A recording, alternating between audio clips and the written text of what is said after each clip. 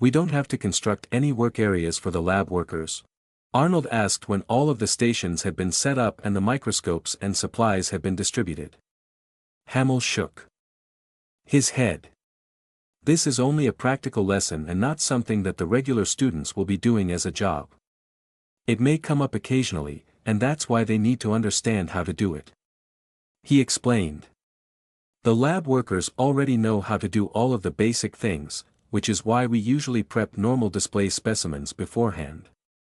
It's only when I introduce new items or items that they need to dissect themselves that they get their hands dirty and learn something new. Don't they practice? Arnold asked. Hamill laughed. We're lucky that they stay for the entire class some days. He said. You can't blame them, especially if lab work isn't going to be their focus. What other focus is there? Arnold asked. Mostly research in related areas. This course gives a great background for every possible field that uses biology in some capacity. I suspect a lot of them will either become teachers or research assistants in various labs, where dissections are only a small part of their actual work. Hamill said and looked at the clock on the wall. It's also just past lunch time. He said, a little surprised. Well, we're done a long time before I thought we were going to be. He said. Help me cover up the place settings with sterilized cloths and then you can leave for the day. Arnold helped cover everything and then went to the lab door. Sir, is there anything else you need my help with that you might have forgotten? Hamill laughed. No, my boy. You can go on back to your dorm and relax. Yes, sir. Arnold said and left the lab and walked the 8 minutes to go back to the dorm and went inside. He saw Doris and she stood up for a moment, then she sat back down. You're back a little late for lunch. Doris said. I have the rest of the day off. Arnold said, and Doris had a very impure thought pass through her mind. She tried to shake it off and gave him a big smile. Cicely should be over soon with my lunch. Doris said. You can stay here and share it with me. Okay. Arnold said and walked around her desk, moved her chair back a little bit and eased her knees apart, then he sat down on the floor between the chair and the desk. Doris stared at him with wide eyes as he made himself comfortable between her legs. The chair was kind of short to accommodate her shorter legs, so Arnold rested his arms on her thighs and relaxed, just like the professor had told him. The best part about where he sat, was that no one walking by would be able to see him. There was an 8-inch high piece of polished wood and shelf on the front of the desk that stopped people from seeing what Doris was doing on the desk. You could still see her from mid-chest up, even from outside the building, but, other than that, she was hidden behind the desk. Arnold would be completely out of sight until someone walked over to the desk and leaned over the shelf and looked down. Doris was too surprised by this to speak. Then the front door of the dorm building opened and Cicely strode in wearing white tights and a white halter top and she carried a plastic bag. Her short afro and dark skin were completely contrasted by the bright white and she stood out like a beacon that almost hurt the eyes to see. Hi, Ma. Cicely said and walked over to the desk. Doris quickly stood up to stop her daughter from coming too close. Since Arnold was resting on her thighs, the movement pushed him forward and his forehead made a loud thump sound when it hit the edge of the desk. Doris' face turned bright red as Arnold slumped to the floor and under the desk. Fortunately, that moved him completely out of sight. Oh. Did you bump your knee again? Cicely asked. Why yes. Doris lied and leaned to her right a little. I'm okay. I'm not going to be good company right now. I hear that.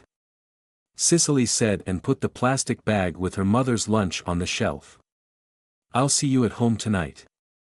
I might be late. Doris said and leaned forward a little. Yeah, returning student count, I know. Cicely said. Bye, Ma. Bye. Doris said and anxiously watched her daughter as she slowly walked away. As soon as she was out the door, Doris pushed her chair back out of the way and knelt on the floor. Oh, Arnold," she said and gently touched the large lump on the front of his head. Doris wasn't sure how she had managed to move him from under the desk and into the back room without anyone seeing her. He was damn heavy and hard to handle, mainly because he was just dead weight. Unlike what she had seen on television and in the movies, moving an unconscious person was not an easy task, especially if you were alone. Arnold woke up and didn't remember going to sleep. He blinked his eyes and looked up at a really small ceiling, barely 10 feet by 10 feet, then he turned his head and saw a really weird expression on Doris' face. "You're finally awake," Doris said and leaned close and kissed his cheek. "I was so worried." "Where am I?" Arnold asked. "It's a small room behind my desk at the dorm," Doris said. "I'm allowed to take breaks and sometimes if I'm here too late waiting for students to come back, I'll sleep here and get up in the morning." Arnold tried to sit up and felt a sharp pain on his forehead. He tried to touch it and Doris caught his hand and eased him back down to lay on the bed. "The nurse said not to touch it and for me to keep an eye on you," Doris said. "You banged your head pretty hard on my desk and your forehead is pretty swollen." "Is that what happened?"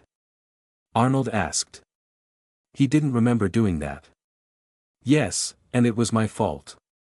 "I'm so sorry," Doris said.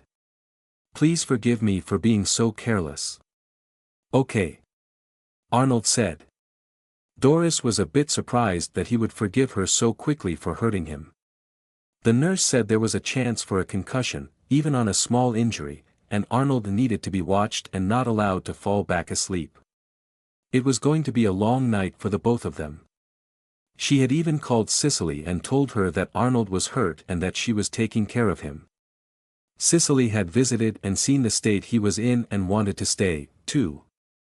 "No, no. You go home and relax with your friends. This is my job as a dorm mother," Doris had said and Cicely reluctantly left. That had been an hour ago and Doris had debated heavily about calling Kelly to let her know. In the end, she decided it was wise to call and to tell her Arnold had fallen and banged his head, then she explained about having the nurse check him and she had him in bed resting. Kelly didn't like hearing that he was hurt and wanted to rush right out to the college, as did Annie, but it was getting late and he was being well taken care of by Doris, so she reluctantly had to rein in her emotions and agreed not to come out, if Doris texted her every half an hour to let her know how Arnold was. Doris did that now. "He's awake and doesn't remember hitting his head." The nurse said that was normal. "Ask him his name and who his girlfriend is." Kelly typed back. "Arnold, what's your name?" Doris asked him. "Arnold Strickland." Arnold said. "Who is your girlfriend?" "Kelly Kendall." Arnold said. He got both answers right. Doris typed. "Thank God." Kelly typed. "You should ask him random questions at different times and see if he gets anything wrong." "That's what the nurse said, too." Doris typed. "Don't worry, I'll take good care of him." Kelly looked at her cell phone and sighed. She resisted the urge to respond that it was supposed to be her job. "Give him a kiss for me and tell him I'll see him on Saturday." "All right. I better go. I'll text again in half an hour," Doris said and put her cell phone aside. That was Kelly. "She said that she'll see you on Saturday." "Is that all?" Arnold asked, because that was a lot of typing for such a short sentence. "She also said to give you a kiss from her," Doris said. "Okay," Arnold said and Doris leaned over to kiss his cheek. He put his hand behind her head and pulled her down, and to Doris' utter shock, he gave her a 4-second kiss on the lips instead. "Hey Arnold!" Doris exclaimed and put a hand over her mouth. "What was that?" "That's how I kiss Kelly," Arnold said and closed his eyes. "No. Don't fall asleep," Doris said and shook him slightly. "I'm tired," Arnold said. "Please, stay awake and talk to me," Doris said, her voice full of worry. "I need you to tell me about work." What did you do today? Arnold blinked his eyes and looked at her. I showed up early, he said, and started to drone on about what he did at work. Doris kept Arnold talking, texted Kelly every half an hour like she wanted her to, and she did her best to try and stay awake. She made it almost halfway through the night when drowsiness started to overwhelm her senses. She had been awake for as long as Arnold, and it wasn't being hit on the head that made him tired, just the sheer length of staying awake for almost 20 hours straight was enough. She had just finished texting Kelly that Arnold was feeling flagsh, and her head nodded as she started to lose consciousness. She jerked slightly and looked at her hand and didn't remember texting, then she blinked her eyes and her phone was on the floor and her head was resting on the firmest warm pillow she had felt in a long time. Doris jerked again at the thought, then she closed her eyes to try and get her bearings. She knew that was a mistake and couldn't remember why it was, so she climbed onto her bed and hugged the firm pillow to try and figure the problem out. When she tried to hug it tightly, her bustier dug deep into the underside of her chest. Ow wow. Doris moaned sadly and sat up, half asleep, and took off her blouse. She deftly unhooked the clasps on her bustier in the back and dropped it to the floor. Oh, that's really sore, she said, and touched where the underwire had dug into her skin, then laid back down and hugged the pillow. When the pillow hugged her back, she sighed happily. Thank you, she said, and kissed it. Kelly laid in bed and she almost shook from anxiety. 1 week, she thought. I've been gone for a week and Arnold's already hurt. She sighed and rolled onto her side. If it wouldn't upset Mom and Dad so much, I'd move there officially. She shook her head. No, even in the fall I can't tell them that I'll be living with Arnold. That would be too much for them to handle. Kelly didn't realize that not living with him was starting to be too much for her to handle. My poor Arnold, Annie thought as she stared up at the unfamiliar ceiling in the spare room at Kelly's house. He fell and banged his head. He's never done that before. She hugged herself. Maybe no, not maybe. I want to be closer to the college, she thought. 2 hours away is much too far to be away from my boy. Her decision made, Annie resolved to look for a cheap place as close to the campus as possible. The repair work on the house had already started and the estimate the construction foreman gave was another week. The damage wasn't as extensive as they had been worried about, and Annie was glad for that. Only parts of the walls, the floor in the living room, and part of the hallway had to be replaced. Unfortunately, the insurance agent had been right and the porous surfaces in the entire house had to be removed and treated. Almost nothing survived. Kelly's prom dress and Arnold's prom suit were among the worst casualties, as was Annie's wedding dress. She had been saving it, just for the potential, and she was deeply saddened that it was never going to be used, especially since Arnold had found a great girl that deserved to wear it. The rest of Annie's clothes didn't really matter to her, mainly because they were easily replaceable. Those rare outfits on the other hand were almost irreplaceable. She had told the insurance agent this and Sharon completely understood. She had entered them as treasured items into the inventory of damaged materials and adjusted the insurance claim appropriately. Of course, the beds and bedding all had to be removed and replaced, as well as all the towels, linens, blankets, pillows, and even the plush cushions on the kitchen chairs. The house looked like it had been gutted, and it hurt Annie's heart when she had been led through it on Friday. She had the distinct feeling that it wasn't going to feel like home anymore, and now she knew why. She had already decided to let it go. With no Arnold there to keep her grounded, there wasn't much point in staying there. He wasn't going to be living there for years to come, assuming he moved back home after college, and Annie knew she didn't want to wait for years to find out that she should sell it and get a smaller place. It was then that another thought occurred to her. Maybe Kelly and Arnold will want the house for themselves. Annie thought. It's a good size, especially for a new couple, and it had a second bedroom that could eventually be a child's room. She caught her breath. Children. She hugged herself tighter. They might have children. She thought. Maybe I won't sell it after all. Annie drifted off to sleep with the happy thoughts of seeing a little Arnold running around. Brad's father was beside himself.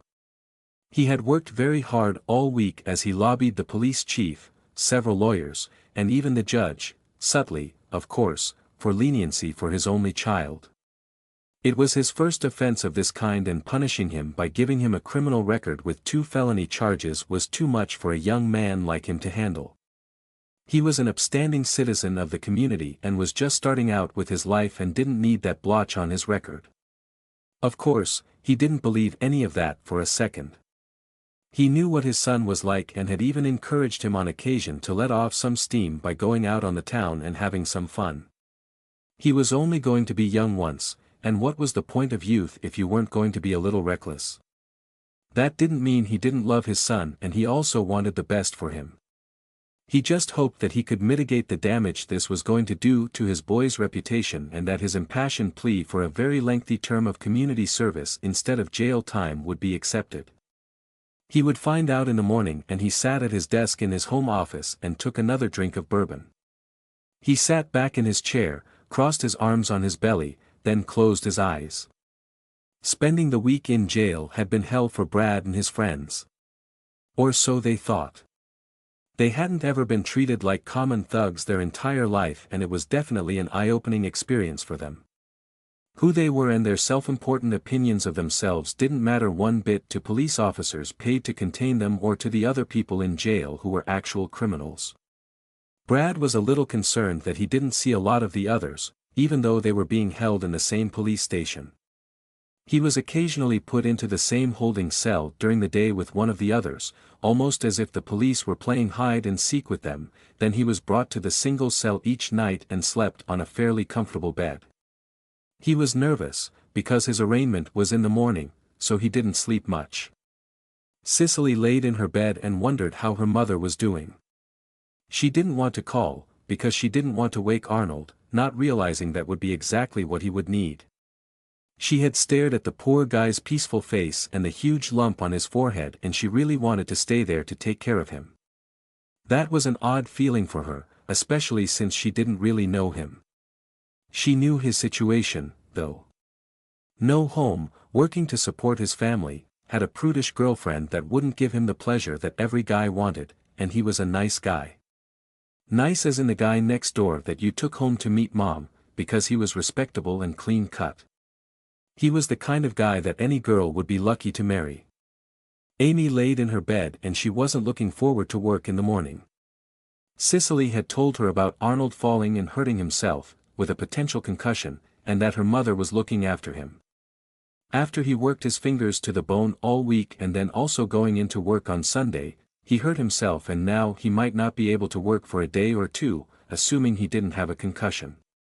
If he did, he could be off work for a lot longer. Amy sighed, because she felt responsible, mainly because she had been agonizing over working Arnold so hard all week and she hadn't done anything about it. She hadn't talked to the professor to try and retract her statement about Arnold liking to work so hard. In fact, she didn't even try to reduce the impact that statement had on the professor's attitude towards Arnold. She reached for her nightstand and opened the small drawer and took out the over-the-counter sleeping pills. They only worked half the time she took them, and she hoped that they worked this time. She took 2 and set her alarm for the morning, then she tucked herself down into bed and closed her eyes as she waited for them to kick in. Officer Charlie Holman laid in bed and was fast asleep.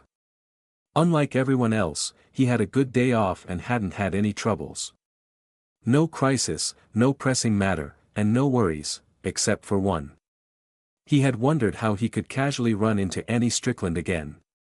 He formulated several scenarios where he would just happen to meet her near a coffee shop, or coming out of the grocery store, and several others that were a bit ridiculous in their contriveness. He had laughed at them all, dismissed them, and decided to play it by ear. If he just happened to meet her when he was over checking on her house, in an official capacity, of course, then he would strike up a conversation with her and perhaps ask her out. Detective Tanner, on the other hand, was in her dining room and stood in front of the white board she had there. On it, she had a nice picture of Arnold in the center. He had intrigued her by not being shaken at the sight of his father's mangled face, and she just couldn't get him out of her head. Everything seemed to remind her of him, and that bothered her a lot. Above his picture were two pictures, one of his mother and one of his dead father's mangled face. She needed it as a reminder as to what happened. Their names were written in black marker and lines connected them to each other and to Arnold's picture. Below Arnold's picture was a smattering of other pictures, empty boxes with just names, and lines and arrows all over the place. This latest incident where he incited his bullies into committing a felony break and enter, was a masterstroke. She wasn't sure how he had figured out that they would incriminate themselves, though. She had to assume that they would have tried to assault him, and it was just dumb luck that he wasn't home when they decided to do it. Detective Tanner smiled at that. He was actually supposed to come home every weekend, according to his friends from high school. She thought and tapped the pictures of the three girls that had been happy to talk about their good friend Arnold. So, he knew he wasn't going to be home. According to Officer Hallman's report of the house incident, his mother and girlfriend came home from the college to find the house in the state it was, which means he also knew his mother wasn't in danger because the house was empty. It all started with that first fight over Heather, and he's finally getting his revenge on you by setting you up for a fall. Detective Tanner thought and stared at Brad's smug face. Even though you deserve it, being elegantly trapped is what's bugging me so much. She gave the entire board one last look and decided to go to bed. She had an early morning if she wanted to get some work done before she popped over to the courthouse to have a little talk with the prosecutor. Heather laid in her bed and she couldn't fall asleep. She stared at Eric's sleeping face and she was really happy that he was there, mostly. She knew that it was because of Arnold, and she just couldn't get him out of her head. Eric was a pretty good lover and they definitely had a lot of fun, but he wasn't anywhere near as good as Arnold was, even when she tried to tell him what to do and how to do it. He just couldn't make her feel as good. She held in her sigh at the thought. Even though she and Arnold played around with each other a couple of times, they had only slept together once, and yet, it had been so much more intense than any other sexual experience for her, and it had only been straight missionary sex. The problem was, she didn't know why it had been so good and she couldn't duplicate it with Eric, no matter how many times she tried. Oh, boy, did she try. Heather smiled at that. She hadn't slept with someone so many times in so short a time before. She had always tried to pace herself, so she wasn't getting too much of a good thing. She and Eric had used up an entire box of condoms in less than a week, when a box usually lasted for 2 months or more. She didn't mind that, though. They experimented and it was just different enough each time to keep it interesting. What bothered her was how her mother had changed her own dress code. She only wore conservative clothes when she knew Eric was going to be around. Loose pants or long skirts were the norm, as were sweaters and tops that concealed her chest. It was really weird for Heather to see such a drastic change in her mother's behavior after years of seeing her not trying to hide her body like Kelly did. Heather took in a sharp breath when she realized that was what her mother was doing. She's hiding herself from Eric. She thought in surprise. I don't know why, though. She's my mom. Eric would never, well, he'd look, since he is a guy, but he wouldn't make a pass at her or anything. It was then that she remembered Arnold and how he acted around them. Her mother walked around in loose clothing that showed off her bra all the time and in tight shorts that showed off her legs or pants that made her look great, and not one bit of it affected Arnold. He didn't react to it at all. Heather finally understood what her mother meant about being careful about what she said and did around Arnold. He would accept it as normal and would ignore it, because they would want him to. I even walked around bottomless in front of him and he didn't stare or anything. Heather thought, then she closed her eyes and let out her breath. Mom was right. She admitted, reluctantly. I really did miss a great opportunity by throwing Arnold away over a stupid kiss that he later explained in only seconds. Heather tried to push her feelings for Arnold aside to make room for the guy she was with. It was a bit more difficult now, because of her revelations, and she drifted off to sleep with the slim comfort that she had someone that almost replaced him. Claire laid in bed and she was very, very horny. Seeing another young man spend so much time in her house with her daughter was daunting, to say the least. She did her best to wear the most concealing clothing she could, so she wouldn't see any lust in her daughter's boyfriend's eyes. If he even looked at her a certain way for an instant, she was pretty sure that she wasn't going to be able to restrain herself. Oh, God! Claire thought as she rolled around in bed, quite restless. Arnold, what did you do to me? She wouldn't admit to herself that he had unlocked her desire to have a man in her life, because she had been without a man for so long and didn't realize she had missed having one. Arnold had been so accommodating and accepting of her that she had accepted being his girlfriend without even thinking about it. Claire had hidden her deep sadness from Heather when she broke up with Arnold, because that had forced Claire to break up with him, too. She deeply regretted both things and now she didn't know what she was going to do. She wasn't someone that did casual sex with a stranger, so that was out. Going after Heather's new boyfriend was also out, since getting away with it once was once more than she thought could happen. Going out to try and date was also out, because men even close to her own age were not what she was looking for. There was only one thing left that she could do. She had to go and visit Arnold. Doris drifted towards consciousness and she felt the warmth of a comforting embrace. She had always enjoyed that feeling and pet the arm across her belly as if to thank it. She took in a deep breath and her chest rose up as her lungs filled, then she let the air out in a long exhale. She opened her eyes and it took her a moment to realize that she wasn't in her bedroom. Oh, right. I stayed at the dorm last night. Doris thought, then she took in a quick breath. She looked at the arm across her belly and its white skin was quite stark against her bare black skin. She slowly turned her head to the side to look at the person she was in bed with, and her mind couldn't make sense of it. Arnold's peaceful sleeping face was right there and she didn't remember getting in bed with him. What did I do last night? Doris asked herself and looked at her bare chest, having no idea how both her blouse and her bustier had disappeared, then she reached down and touched her pants. She relaxed, because she wasn't completely naked, and she knew there was no way they could have had sex if she was still dressed this much. Doris rubbed her face with a hand and thought back to what she was doing the night before. She had been taking care of Arnold and making him talk to stay awake. She had been texting Kelly every half an hour and then she kind of blacked out. She glanced around and didn't see her phone anywhere, but she did see her blouse on the floor with her bustier on top. She kind of remembered taking them off and feeling relief, then really happy. After that, nothing until now. It was then that there was a soft knock on the door.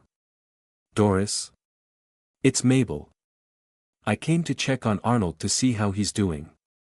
Doris, are you okay? Mabel asked. I'm fine. I just dozed off. Doris said and slipped her blouse on and whispered to Arnold as she buttoned it and leaned over him. Arnold! Wake up! Arnold blinked his eyes and looked at her. It's morning. Doris whispered. Good morning. Arnold said and kissed her briefly, which stunned her. Doris? Mabel said. What time is it? Doris asked as she recovered from the kiss. Almost 7 o'clock. Mabel responded. Oh, thank God. Doris said and stood up, then she opened the door. I thought I might have overslept. Mabel smiled. How long did you last? Let me check. Doris said and turned on her phone. The last text I sent was apparently at 2 am. She read it and shook her head. I don't remember telling Kelly that Arnold was feeling flaxsh. Mabel laughed. Well, if you kept Arnold awake that long, him being asleep between then and now shouldn't be too worrying. She knelt by the bed and didn't say anything about the body-shaped depression in the blanket. Arnold? How are you feeling? I'm okay. Arnold said. Do you know who I am? Mabel asked. No. I'm a nurse that works for the university. Mabel said. You banged your head yesterday and I'm here to check on you. Okay. Arnold said. She gave him a quick physical examination. She even used a pen light to check his eyes. The swelling's gone down on that bump, so that's good. The bruise on the other hand is going to be around for a while. Arnold nodded. I'm glad you aren't any worse for the wear. Mabel said and stood up. I'd suggest staying in bed for the day. I have to get to work. Arnold said and sat up. Mabel sighed. I'll allow it, as long as you make sure that if you feel dizzy, you sit down immediately and have someone call me. Okay. Arnold said and stood up, and he still had on his pants. Mabel knew nothing had happened, even though the evidence pointed to something happening. Doris, I'd suggest you go to bed as well, but I know you're just as stubborn as he is. Doris smiled. Thanks for coming over and waking us up. Mabel chuckled. Aha. She said and looked at Arnold. I look forward to not seeing you later. She said cryptically and left the little room and shut the door. She means that she hopes you are okay and no one has to call her. Doris explained and Arnold nodded. Arnold, last night. You looked very pretty. Arnold said, to her surprise. I'm sorry we couldn't have sex.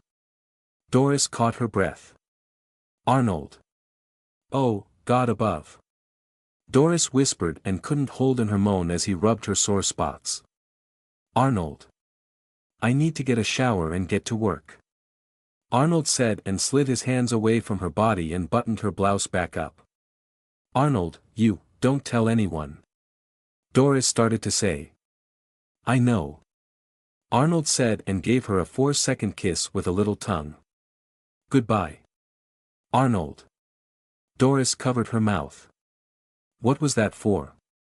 Kelly said you can kiss me for her. Arnold said and put on his shirt, picked up his suit coat and opened the door to the small room, and left. She only meant. Doris said in a soft whisper. Just once. All the girls on Arnold's floor had heard the news that he had fallen and banged his head. When he didn't return last night, they knew it must have been bad if he couldn't even return to his room to sleep. When the elevator doors opened and Arnold stepped out, nearly all of them greeted him warmly and asked if he was all right. They were relieved to hear that he was and were also a little concerned over the large bruise on his forehead. Arnold walked down the hallway to his dorm room door and saw a plastic bag hung on the door handle. He picked it up and looked inside to see a chicken and rice takeout platter from the Chinese restaurant and a note. Thanks for lunch the other day. Here's supper in return. Daisy. Arnold read and turned around to look down the hallway at the girls' faces and one of them waved. Daisy? He asked and she nodded. He opened his door and put the food in the small refrigerator and hung his suit coat on a chair, then walked back down the hallway to her. I can't kiss you to thank you. He said to her surprise, then he leaned in close and turned his head. You can kiss my cheek if you want. Daisy smiled and pressed her lips to his cheek for 3 seconds. Thank you. Arnold said and walked back to his room and went inside. The other girls were stunned by what they just saw, then someone hissed and they all turned to look. Arnold stripped off completely and went to the bathroom, took a quick shower and dried off, then dressed in another suit, without shutting any of the doors. He shut and locked the dorm room door as he left and walked all the way back down the hallway to the elevator. Amy had slept pitifully and she was drowsy as she showed up for work early. She usually waited until just before she needed to show up before she arrived. This time, she needed to be there early to warn the professor about Arnold's absence. She walked into Building F and waited for the elevator, then went up to the next floor and stepped out. She was not looking forward to this conversation, because she wasn't sure how to explain it without blaming either herself or the professor. She stepped into his office and saw that he was writing something out, so she waited for him to finish before she spoke. Good morning, Amy. Hamill said and put his pen down and smiled. Writing progress reports on employees is hard work. Amy took in a breath and let it out. Sir, about that. She said, and he gave her an inquisitive look. It's about Arnold. What about him? Apparently he fell yesterday and banged his head. Amy said. He was knocked out and... What? Hamill jumped to his feet. Where did this happen? Is he all right? Did he see the nurse? Who is taking care of him? Where is he now? Amy was surprised at the professor's response and it shook her a little. Well. She couldn't remember the questions he asked and was at a loss for words. Arnold. Hamill said loudly as Arnold stepped into the office. Arnold. Amy said when she turned to look. What are you doing here? Working. Arnold responded. Are you all right? Hamill asked and walked over to him. Yes, sir. That's some mark on your forehead. Hamill remarked. Amy saw the bump and bruise and stopped her gasp before she let it out. He really hit it hard. She thought in sympathy. Is it sore? Yes. You can't rub it or kiss it to make it better, though. Arnold said, and Amy was glad that you couldn't normally notice it when she blushed. It would be nice if she could, wouldn't it? Hamill asked with a laugh and then waved behind them. Let's get to the lab and uncover the student areas, then we'll go down to the icebox and get the specimens needed for the first class. The professor went to the front of the lab and Amy and Arnold took up their positions by the wall on either side of the desk. The 6 lab workers came in a few minutes before class was supposed to start and they were surprised that everything was already set up. Cicely turned to Amy to thank her for coming in early to do it and saw who stood on the other side of the professor. I'm okay. Arnold said. What are you doing here? Cicely asked and reached for his forehead, then stopped her hand before it touched his skin. Working. You should be in bed and resting. Cicely said and put her hand on his shoulder instead. Did you see the nurse? Arnold nodded. She recommended staying in bed, then said if I felt dizzy, I should sit down and have someone call her. If you do get dizzy, you tell me right away and I'll call the nurse. Cicely said. Her number exchange is 826. Arnold said, to everyone's surprise. How do you know that? Cicely asked. It's in the directory. What's the biology department? Diane asked. 616. Arnold said. Cafeteria. Someone else said. 234.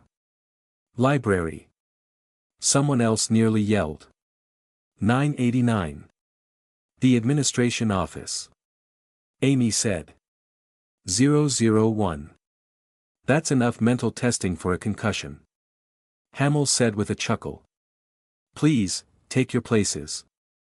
Cicely gave Arnold's shoulder a squeeze, looked at his forehead for a second, then let him go and walked over to her designated table.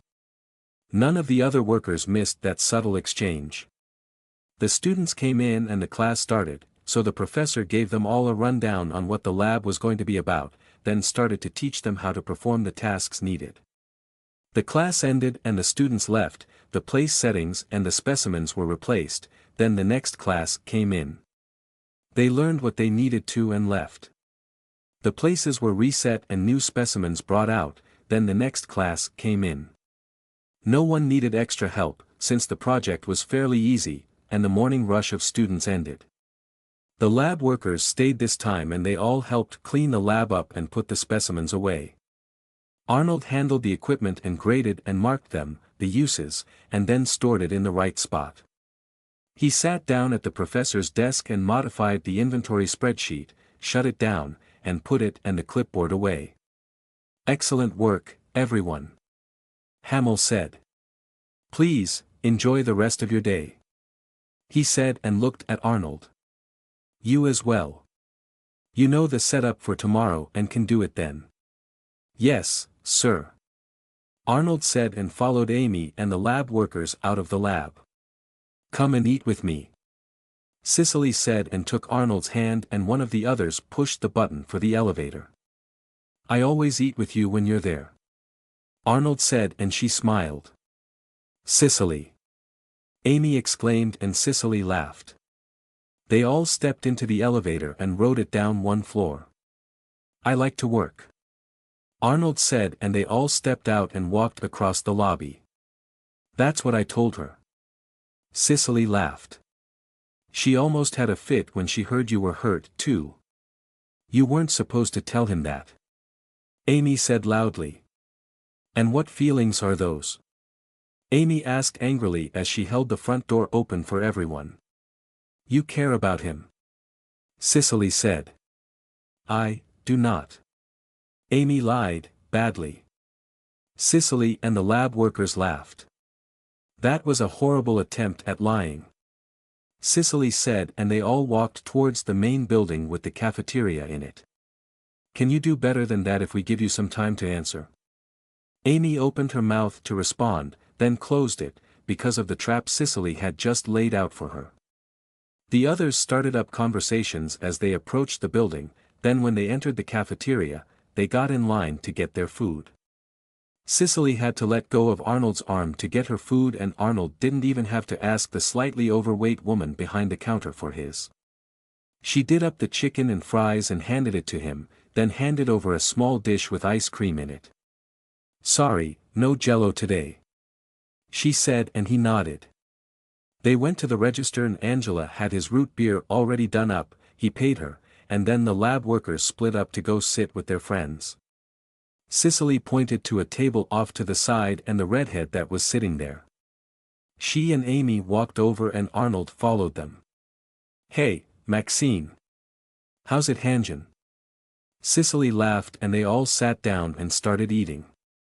Unlike what Amy thought, Cicely didn't do anything except talk to Arnold and occasionally pat his arm, his thigh, and once even slipped her hand under his suit coat around his back and gave him a little hug, all while eating.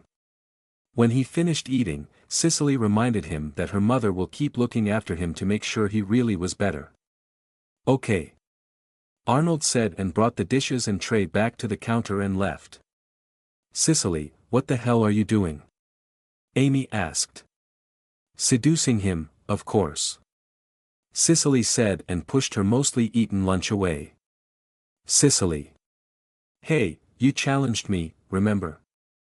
Cicely chuckled. What? Maxine looked from her to Amy. What's this challenge? Cicely quickly explained about how Amy was prohibited from making moves on Arnold by his mother and how Amy had casually suggested Cicely do it in her place. What? Amy and Cicely blinked their eyes and looked at her. You didn't notice that he completely ignored me this whole time? Maxine asked. He hasn't even said hello. Did you say hello to him? Cicely asked. I only remember you ever saying it to us and not to him. Ha! Cicely barked a laugh. You were upset about being ignored and you ignored him first. Ha ha. All right, don't rub it in, Maxine said, and finished her meal. I guess I can't expect him to pay attention to me if I didn't say anything to him to get that attention. Bingo, Cicely said. You sent the "leave me alone" signal right off and he listened to it. I wonder if he caught any of them? Cicely asked with a grin. That depends how far up his thigh your hand reached, Maxine said, and waved at the other girls at the table. Yes, we all noticed. I think half of the cafeteria noticed, Amy said, and they all laughed. Doris sat behind her desk and she was in the midst of a huge moral quandary. She knew Kelly's intention was to let her give Arnold a kiss goodnight the one time, and she was caught completely off guard when Arnold took her words literally. Now he believed that he could kiss her like he kissed his girlfriend, because she had repeated what Kelly said, word for word. She didn't know what to do.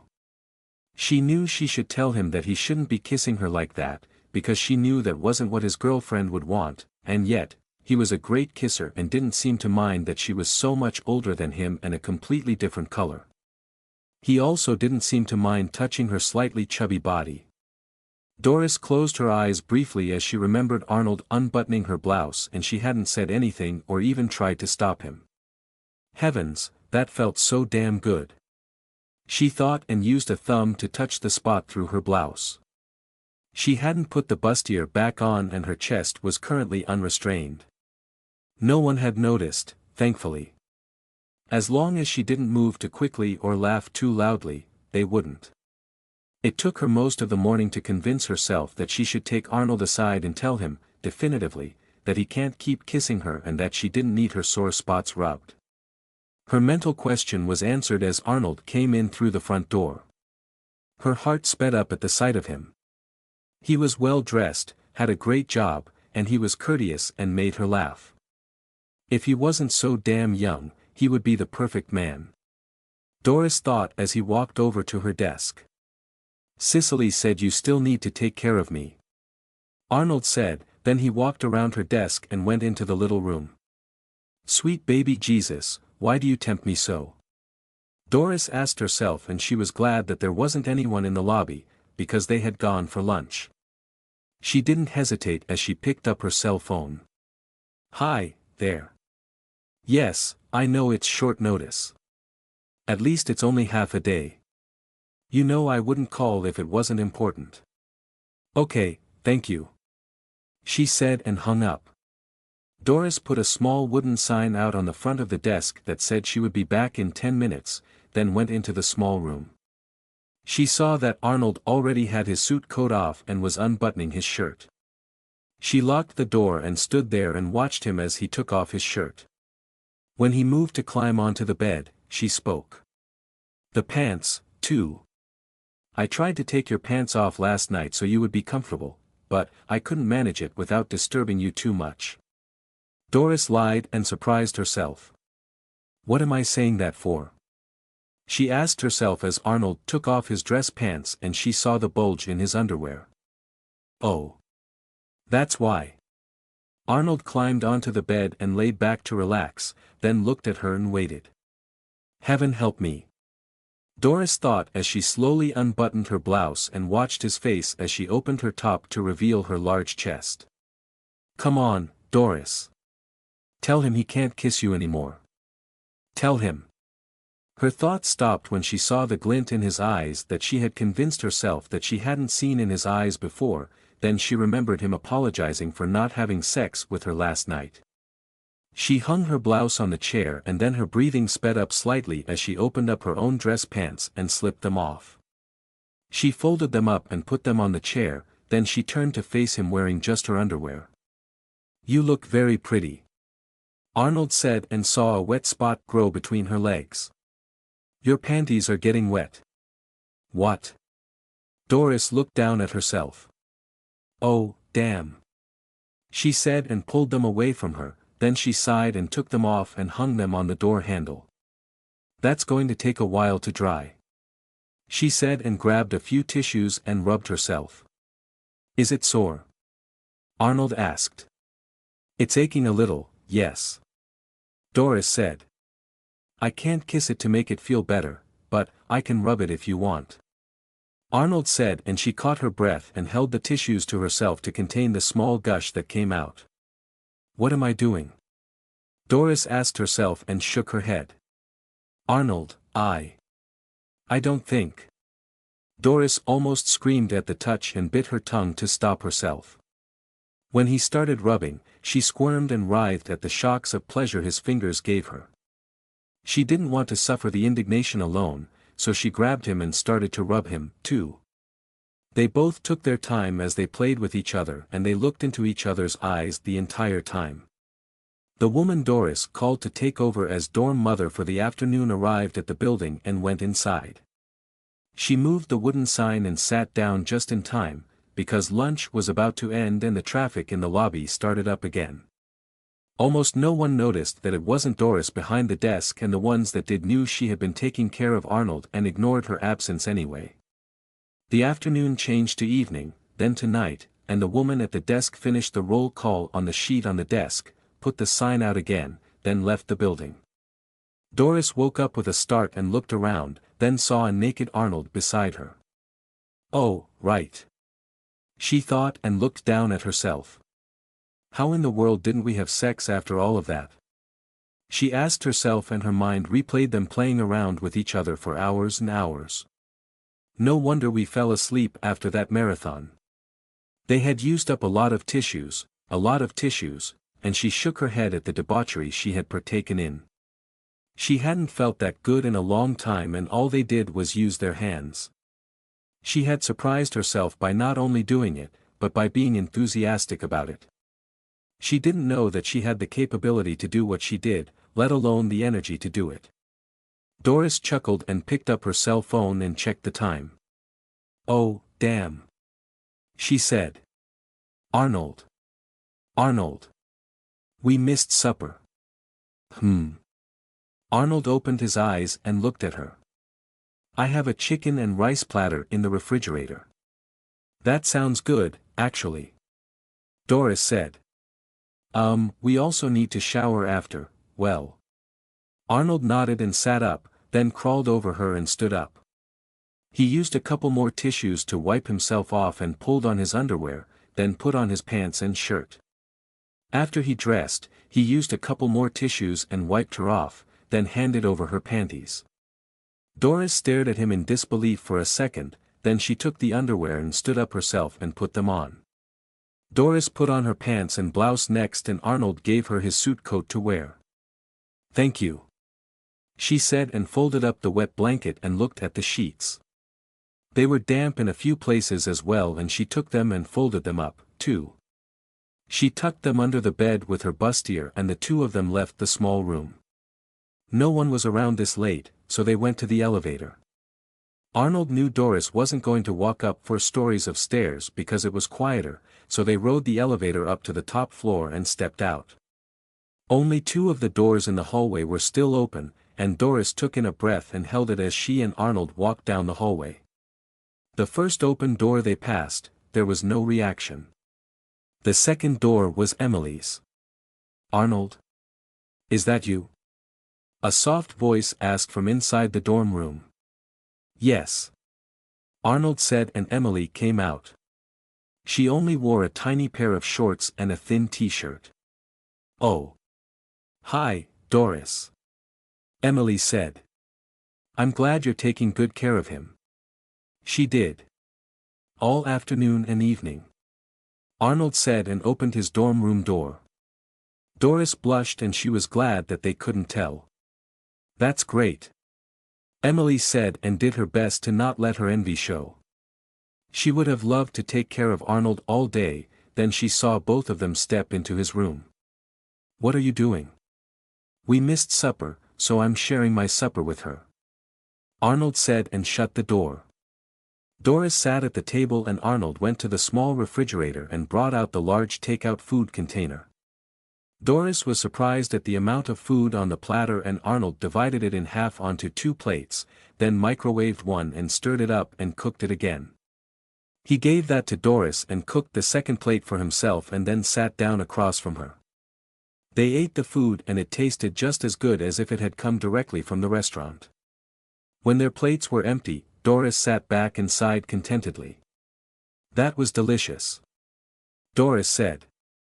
I have to get the number for that place. Arnold pointed at the small stack of takeout menus, and the Chinese place was right on the top. Doris chuckled and took out her cell phone, then noted the number as Arnold took the plates to the sink and rinsed them off. After that was done, he walked over to the closet and took off his suit and hung it up, then he slipped off his underwear and tossed it into the laundry basket. You'll have to wash them soon, Doris said, and tried to distract herself from seeing him walking around naked. I don't know how, Arnold said, and walked over to the bathroom. Then he turned the water on and started to shower. Doris thought about resisting, then sighed and quickly stripped off, put her clothes on her chair, and went into the bathroom to join him in the shower for some nice cleaning fun. Emily stood there and stared at the closed door for several minutes, then she smelled chicken and rice warming up. That smells really good, she thought, and her stomach rumbled. Too good. She sighed and went into her room and shut the door. I wish it was me in there eating with him. She went back to bed and tried to stay awake and listen for when Doris left, then she drifted off to sleep and missed it when Doris did pass by an hour later. I can't believe I just did all of that. Doris thought as she walked just off of campus and back to her place. I'm not sore or tired either. She chuckled and unlocked her front door, entered her house, then closed and locked the door again. Did today really happen? Was I carrying on with an 18-year-old? Was I really? She shook her head in disbelief. Forgive me, Lord, for I have become a cougar. Ma. Is that you? Cicely asked and leaned against the door frame of the living room. You're not supposed to be drinking with your friends during the week, young lady. Doris spat. I've got the day off tomorrow. Ha ha. Cicely said and raised a beer to her. It's not as fun without anyone here, though. You're alone? Doris asked, surprised. Where's Farina and Maxine? In bed. Cicely said. I get a day off of classes and there's no one to share it with. Well, maybe, one beer. Doris said, then she suddenly had a beer in her hand. Ma. Cicely said and dragged her into the living room. Sit. Sit. She said and shoved her down, then sat next to her mother with her legs underneath her. How was your day? Did he take care of Arnold? Doris blushed and Cicely laughed, because she could tell. You gotta tell me what made you blush. Cicely said. Come on, drink. She motioned to the beer. Tell me all about it. She said and was quiet for a moment while Doris opened the beer and took a big gulp of it. Oh, I just thought of something that would make you blush.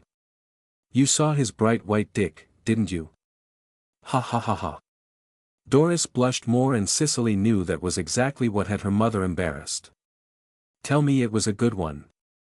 Cicely said. I've been dreaming of it and it better be big. Doris thought about lying, she really did, then she slowly held her hands about 7 inches apart. Oh ho. Ha ha ha. Cicely laughed loudly. Yep. Definitely a nice fun stick there. Cicely, we really shouldn't talk about it. Doris said and took another big drink. Ma, when was the last time you saw a dick, let alone a white one? Cicely asked. Damn, it must have been a nice surprise. She said. I gotta step up my game if I wanna see it for myself. What? Doris looked at her with wide eyes. I need to be a lot friendlier to get me some of that. Cicely said and took a drink. Good God, I wanna be a cowgirl and ride that bucking bronco. She said with a laugh. Cicely. Doris exclaimed and Cicely laughed harder. Now that you've seen it, I bet you do, too. Cicely said. Cicely. Doris yelled. Geez, Ma.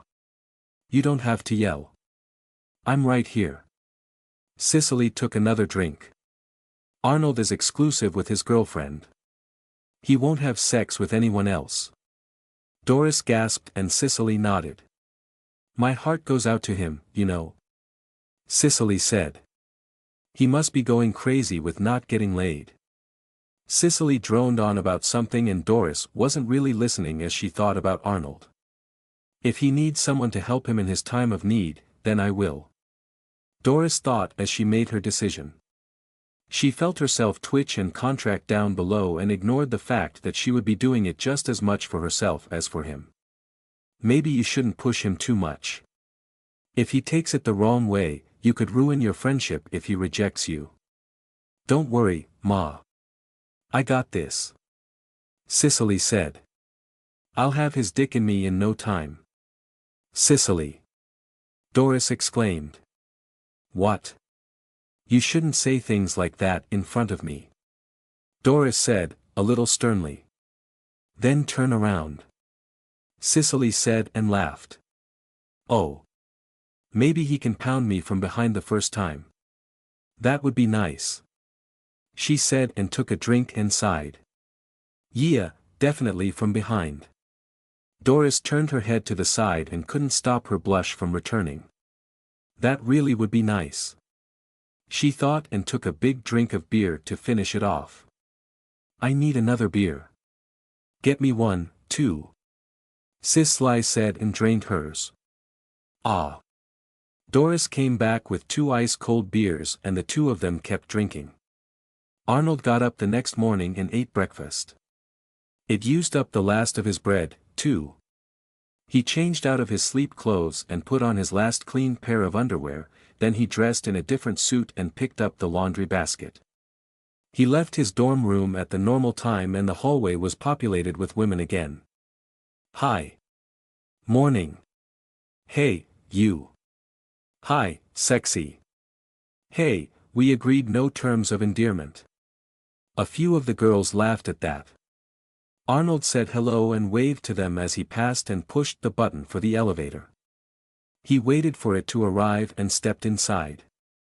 It was almost always empty when he called it.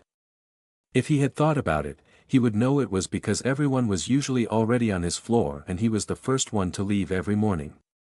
When it reached the ground floor, he stepped out to see a few people in the lobby and walked over to Doris' desk. Good morning, Arnold. Doris said and her voice was a little off. Just leave the basket here behind the desk. I'll take care of it for you. Arnold walked around the desk and put his laundry basket down. When he knelt, Doris leaned in and gave him a quick kiss, out of sight of everyone. Thank you. Arnold said and stood, then walked back around her desk and across the lobby. He left the building and walked over to Building F and went inside. Once there, he started work and set up the classroom again, then went to the icebox on his own and retrieved the required specimens. It took a couple of trips and he finished just as Amy and the other lab workers entered the lab. Good morning everyone. Professor Hamel Krenslav said as he came into the lab right behind them and saw that it was all set up. Arnold? Amy and the others nodded. Very well. Only the minutiae to be dealt with, then. Hamel said with a smile. Only you would think dealing with the school population is minutiae, Professor. Diane said with a laugh. You know I meant only the normal students. Hamel responded with a sly smile. It is a trial one must endure to teach the people here that want to learn the actual course material. They all nodded and he went to his desk. Then take your places and let's have another smooth day. Hamel said, and they did. When the morning was over, everyone helped to clean up like they had the day before and they were done around the same time. Arnold, I have some materials I'd like for you to read over this afternoon. Come to my office after lunch to get it, will you? Yes, sir. Arnold said. The rest of you, enjoy your day. Amy, Arnold and the lab workers left the lab and took the elevator down to the ground floor. They had their conversations and Arnold went along with them to the main building and into the cafeteria. He thanked the woman behind the counter as she passed him his regular meal. He bought lunch from a smiling Angela and when the group split up to go sit with their friends, he looked around at the tables for an empty spot. Amy sighed. Come on. Even if Cicely isn't here, you can still sit with us. Arnold followed her to the table the redhead sat at and they sat down. Hi, Arnold. Maxine said. Hello. Arnold said. How was work today? Maxine asked, since Cicely wasn't there to carry the conversation like she normally did. Easy. Arnold said and started eating. What? Amy looked at him. You set up the whole lab by yourself, including the specimens, and that was easy? Yes. Arnold said. Amy looked at Maxine and the other girls at the table. They had the same surprised looks on their faces as she did. They all talked back and forth about different things, mostly wasting time while they ate, and Maxine asked Arnold a few different and random questions, just to include him in the conversation. Arnold finished eating and picked up his tray. I need to get back to the lab, he said and walked over to the counter. The woman behind it gave him a wave and thanked him as he left. He's definitely an odd one, the black girl with dreadlocks commented. For some reason, that always felt refreshing, like an unexpected warm hug. Doris chuckled at the thought and put the clothes back into the laundry basket. I can just ask him for a hug when I want one, she thought and smiled as she picked up the basket and walked over to the elevator. She took it up one floor and went over to her desk and put the basket behind it and sat down. That went faster than I thought it would. Doris absently started folding things up from the basket and sorted it out, because she had done it automatically for years, and she piled the folded things back into the basket. Arnold came into the dorm building and he had several large books in his hands. The professor's got you on a reading kick already? Doris asked and Arnold nodded. I've got your laundry done, too. You can come back down for it after you drop off those books. Okay, Arnold said and went to the elevator. He went up to his room and dropped off the books and came right back down to get the laundry. Thank you, he said as he bent down to get the basket, then gave her a quick kiss. Arnold, we shouldn't, Doris said and then she sighed. I told myself that if you needed me to do things, I'd do them, but I'm afraid, she admitted. Saying you'll do something is one thing. When it comes to actually doing it, it's a different situation altogether. I don't understand, Arnold said. I know. Neither do I, Doris said and smiled. That's the thing about people. We can have all these conflicts of conscience and our behavior can change at a moment's notice. Arnold gave her a blank face and she sighed. I was going to ask you a very personal question and not only am I afraid of the answer, I'm afraid of what I'll do with that answer, Doris said. You see, I'm a mature woman and you're a handsome young man. I can't help but enjoy spending time with you, because you make me feel good about myself. You even look at me like I'm not a much older woman. Arnold tilted his head to the side and she assumed he was confused. Yes, it's confusing, Doris sighed. I need to make something clear before anything else happens. Arnold nodded. When you were hurt and Kelly gave me permission to kiss you for her, she only meant just that once. Did she say it was only once? Arnold asked. No, Doris said. It's just assumed that there's a limitation on things like that. Arnold took out his cell phone and started typing. What are you doing? Doris asked, a little afraid of the answer. Asking Kelly about it, Arnold said. But, no, Doris' words trailed off. She's going to be angry. That was a great lunch, Catherine, Annie said. You're quite talented at quick meals. Catherine nodded. When you have a husband that can leave and then show up at short notice, sometimes with company, you need to learn to adapt and make food quickly, or pretend to not be home. Mom! Kelly exclaimed and both Catherine and Annie laughed. You're not supposed to teach her secret wife tricks until she gets married, you know, Annie said and Catherine nodded. Kelly's phone beeped at her and she took it out to check it. It's Arnold, she said and read the text. Her eyes widened and she handed the phone over to Annie, who read the text and laughed. What is it? Catherine asked. Just Arnold being Arnold, Annie said and started typing. That boy needs a firm hand, but he can get ideas from things that weren't supposed to be that way. That sounds ominous, Catherine said. Kelly made a comment about having the dorm mother kiss him while she's taking care of him, Annie said. He's asking for clarification of that. What? What did you tell him? Catherine asked her daughter, a little surprised. Kelly sighed. I texted Doris when Arnold was hurt and I told her to take care of Arnold and to give him a kiss from me. What's wrong with that? Catherine asked. He wants to know if I actually said that Doris is allowed to kiss him for me. If I did, then is he allowed to kiss her or did I lie about it? Kelly said. But, most people would know it was only for one kiss. Catherine said. You would assume that. Annie said. What if you only had limited people interaction until recently and the social rules you understood were constantly changing around you? How would you handle it? I don't, well, I guess I'd ask someone about it. Catherine said, and then her eyes widened. Wait, you mean Arnold is like that? She asked.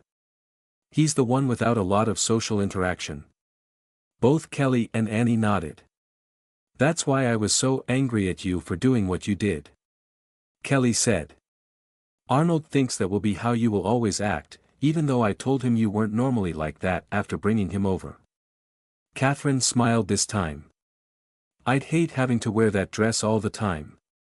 Kelly smiled back. I'd hate having to watch you rub your chest on my boyfriend's face every time you meet. Okay, I think I got it.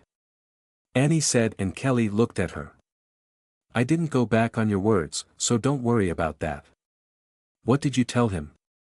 Kelly asked and took the cell phone back. She's the dorm mother, so she's like a surrogate mother. He's only allowed to kiss her like he kisses me. Annie said, and Catherine's mouth opened a little in surprise and Annie laughed. No, not like that. It's just quick pecks on the lips when saying goodbye or when he tells me he loves me. Oh.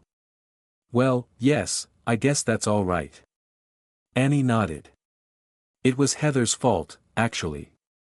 She taught him how to say goodbye with a kiss. Oh, wow.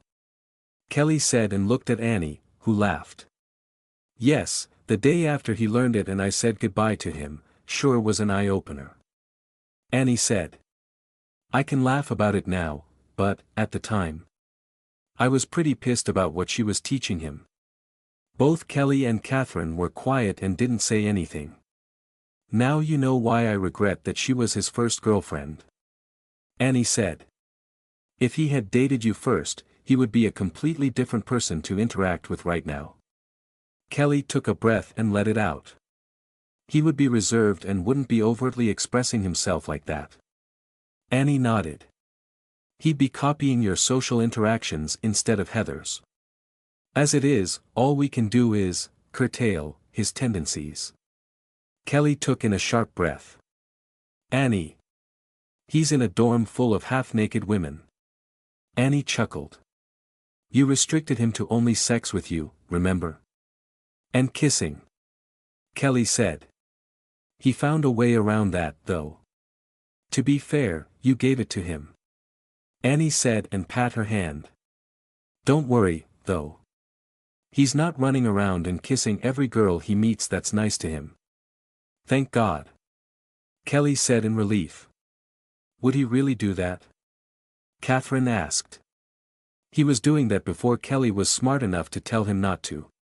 Annie said.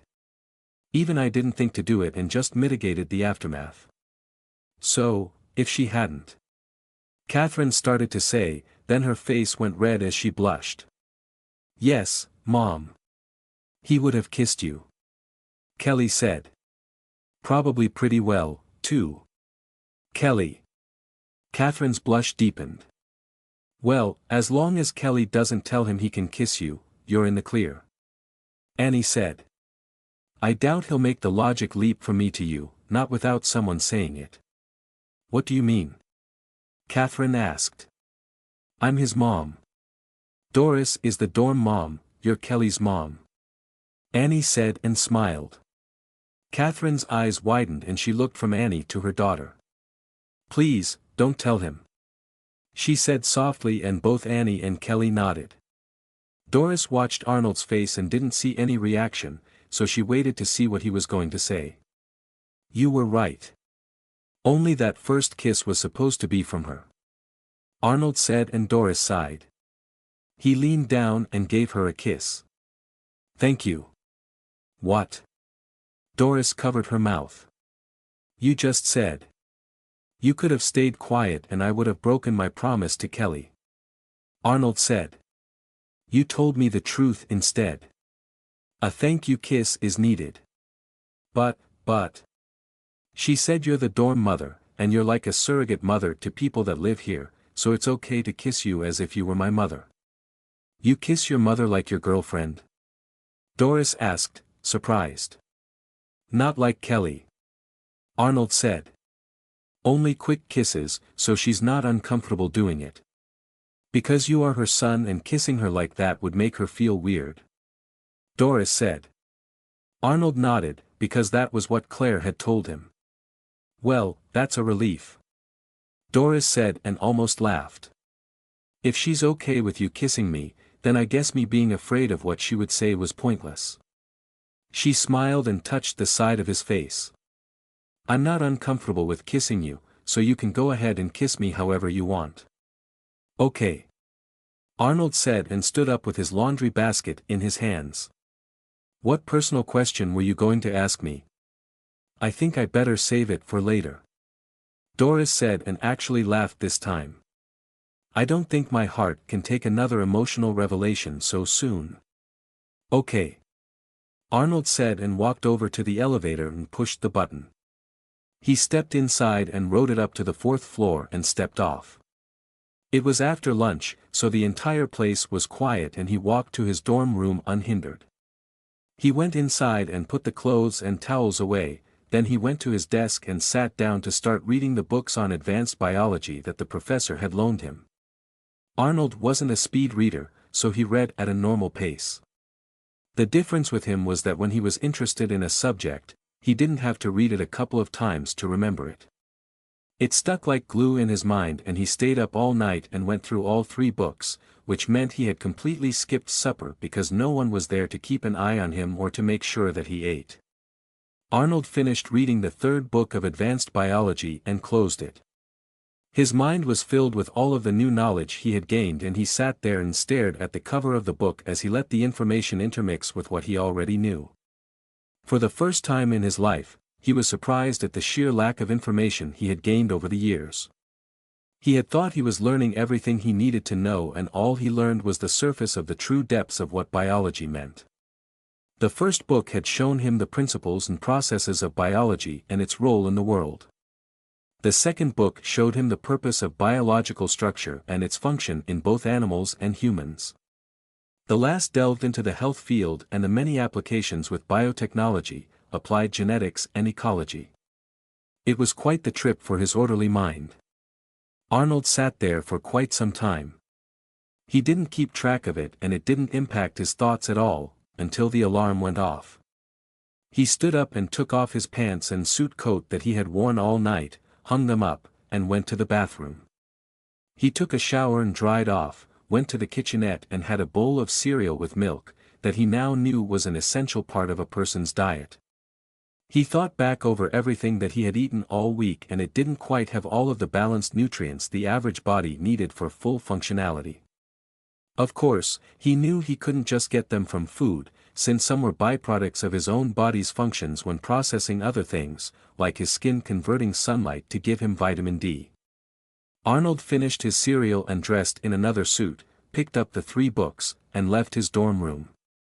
After he locked his door, he was met with the same scene as always, except this time he saw something different.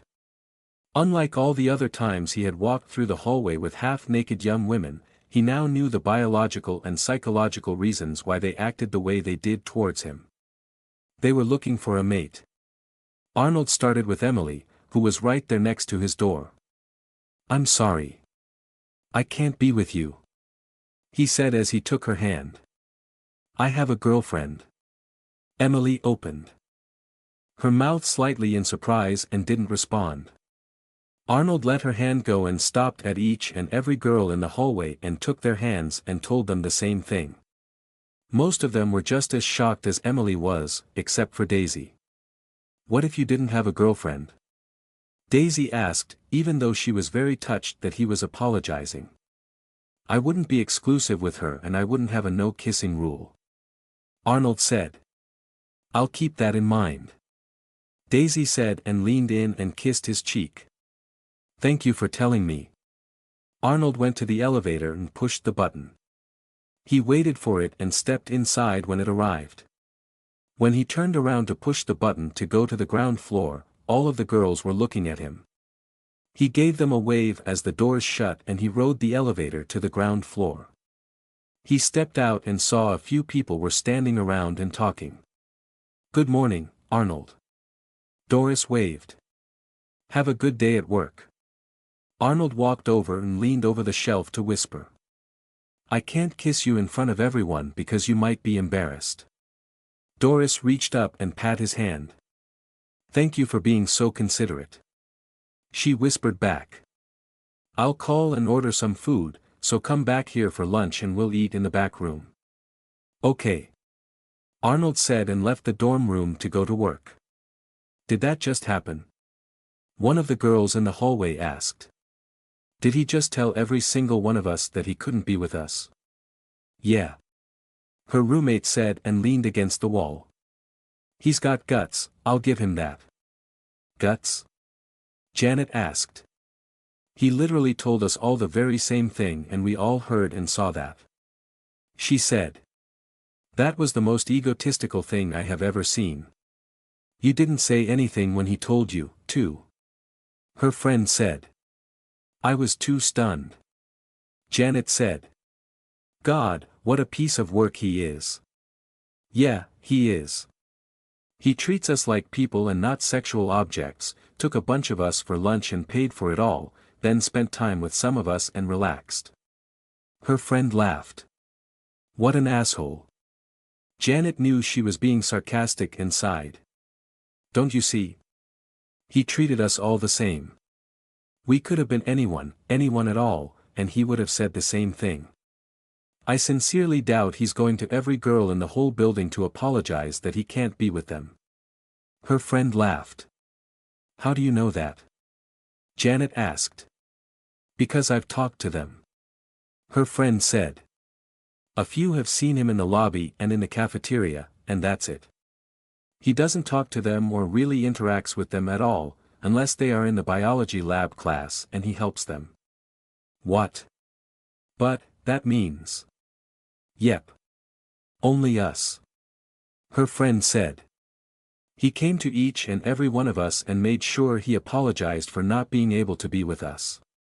She looked at her friend. "I've got no problem with being treated exactly the same as Cynthia."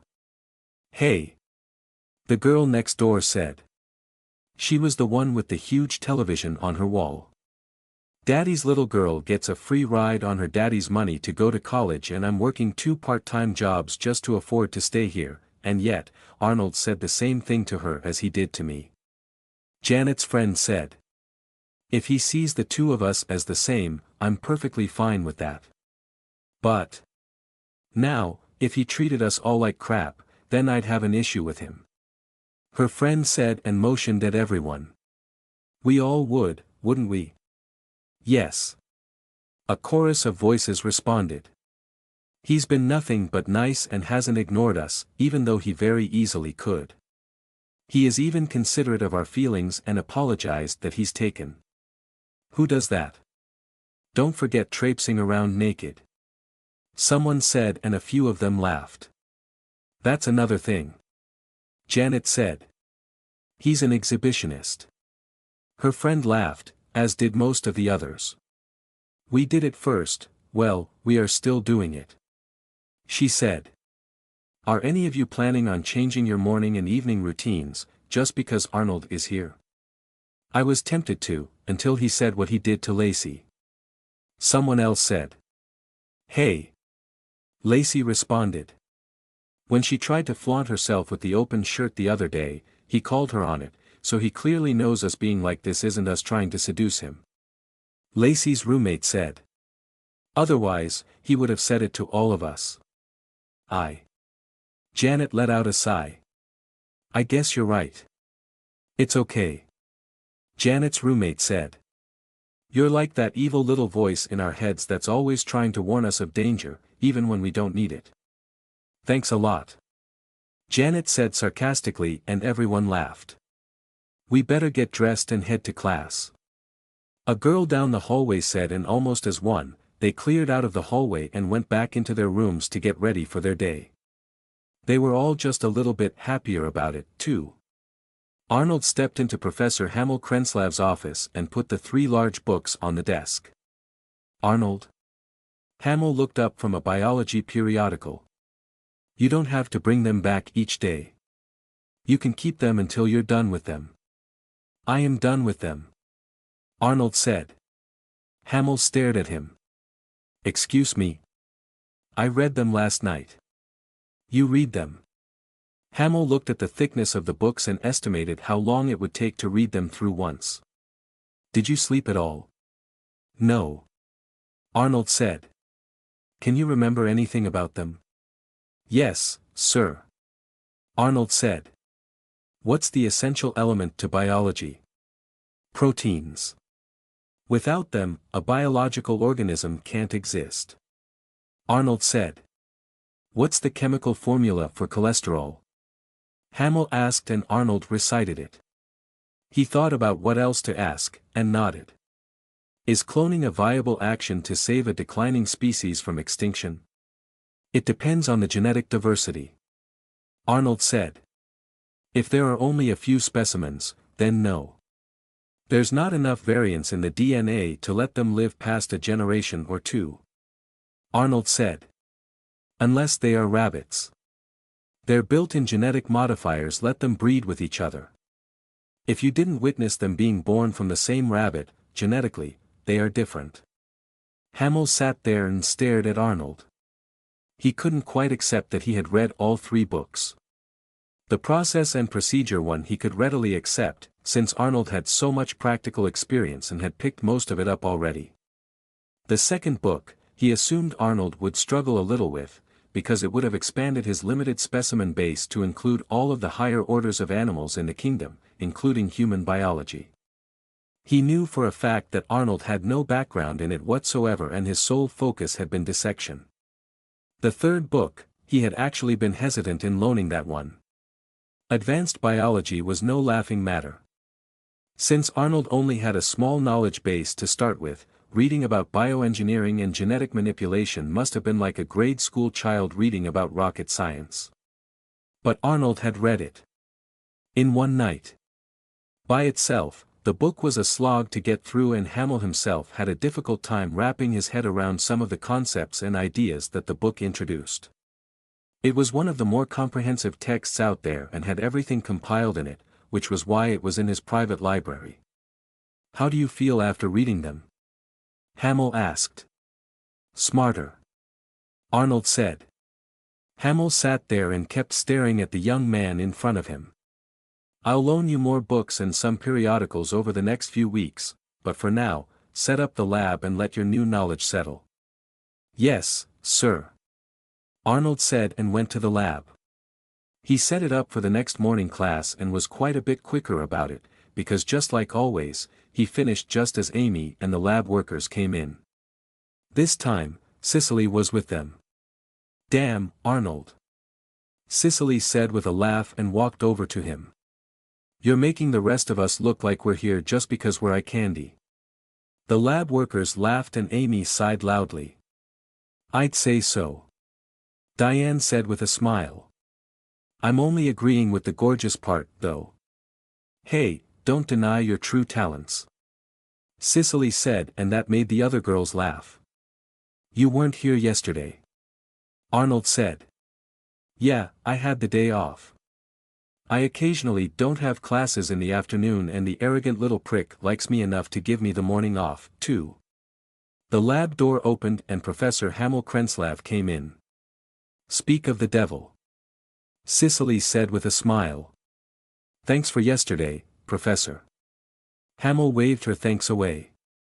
You're lucky no one else complains that you get special treatment. Are you kidding? She'd kill us if she found out we did. One of the others said and they all laughed again. I wouldn't kill you. Cicely smiled sweetly. Maim. More than likely. We also don't have the same schedules. Diane said. We know if any of us had the whole afternoon off and nothing important was going on, you would give us the morning off, too. Well, I can't deny trying to be nice. Hamill said with a smile. Places, everyone. We have another full morning of work to do. They took their places and performed the class, then the next, and the morning was over. They cleaned up and the professor dismissed them for the day, even Arnold. Come eat with us again. Cicely said and took his hand. I'm sorry. I have lunch plans. Arnold said. Ah, okay. Cicely said and let his hand go. Maybe tomorrow. Arnold didn't agree or nod his head and left Building F to head back to the dorm building. Doris felt a bit of anticipation as she sat behind her desk and waited for lunch to arrive. She had called it in a little early, just so the delivery guy would miss the lunch traffic rush, and he had just left after he had delivered the pizza with the works. A young woman asked her about the best laundry room hours and she was answering her when Arnold came in through the front door. Thanks, Doris. The young woman said and turned towards the elevator. Hi, Arnold. Hi, Rachel. Arnold said. Rachel stopped walking and looked at him in surprise. You know my name. You rubbed my feet when I was watching television with Cynthia. Arnold said. Wow, okay. Rachel said, because she wasn't sure what to say to that. You're going to be late meeting your friends. Doris reminded her. Rachel nodded and started to walk away, then she stopped and turned back. Arnold, you know all of our names on our floor, don't you? Yes. Arnold said. Do you want me to list them in clockwise order from my dorm room or in alphabetical order? Rachel smiled and touched his arm. That's okay. Just knowing you know them is good enough for me. See you later. Arnold nodded and she walked away. I'm glad the professor didn't keep you longer than normal. Doris said and didn't comment on how nice it was that he knew the names of his neighbors. She put out a small wooden sign on the top of the shelf in front of her desk that said she was on her lunch break. How's your forehead feeling? It's sore. Arnold said and touched the side of the bruise. Take this in the back and I'll look at it for you. Doris said and handed him the medium pizza. Arnold nodded and went into the back room and she followed him and shut the door. She had him put the pizza on the small folding table she had set up and then told him to sit down on the bed. She leaned in close and looked at the bruise, then she very carefully placed a kiss beside it. I'm sorry it's too sore to kiss properly. Doris said and looked into his eyes. Even my soft lips can't put too much pressure on it without hurting you more than it would help. Arnold nodded. Before we eat, I believe you are owed a couple of kisses. Doris said and cupped the sides of his face, then gave him a quick kiss. That was a thank you for being considerate of my feelings this morning. She said and then gave him another kiss that lasted several seconds. Her face flushed as she blushed at doing it, because she hadn't kissed someone like that on her own initiative in quite some time. Good morning. Good morning. Arnold said and Doris sat down beside him on the bed. Over the next 20 minutes, they shared the pizza. It was quite good and Doris poured out 2 small plastic cups of root beer for them. They sat in companionable silence for another 10 minutes and then sat back against the wall and relaxed. This is nice. Doris said and put her empty plastic cup on the nearby table. It's not very often I get to share a meal with someone other than my daughter. She's trying to mate with me. Arnold said and Doris caught her breath. I didn't notice until I read the books Professor Krenslav loaned me. What are you going to do about it? Doris asked. Ignore it. I have an exclusive girlfriend. Arnold said. So, no sex with anyone, even if they ask. Arnold shook his head. Unless Kelly tells me it's okay. Doris chuckled. She's not going to say it's okay, especially if you haven't had sex with her yet. Arnold looked at her. You know that? Arnold thought about that for a second. I haven't had good girlfriend kisses like that since Heather broke up with me. Doris was a little surprised at the terminology. Good girlfriend kisses. Can you explain that? Arnold told her about Heather showing him all the different kisses and how going down on him to give him deep kisses was something only good girlfriends do. Doris let out a laugh before she could stop herself, then she put a hand on his chest. I didn't laugh at you, I was laughing at her saying that only good girlfriends do it. Why? Because bad girls, normal girls, and even a lot of the good girls will do it. Doris said and didn't tell him that she thought that Heather was actually one of the bad girls. Some will do it because they like it, some will do it because the guy likes it, and some do it because they think it's expected of them when they go out with a guy. Arnold sat there and stared at her. You would do that? Arnold asked and raised his eyebrows, which was a shout for him. But, you're not my girlfriend. Doris smiled.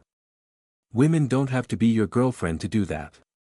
Being boyfriend and girlfriend helps create an emotional connection and can make it feel better, because you're both in the right mindset for pleasing each other.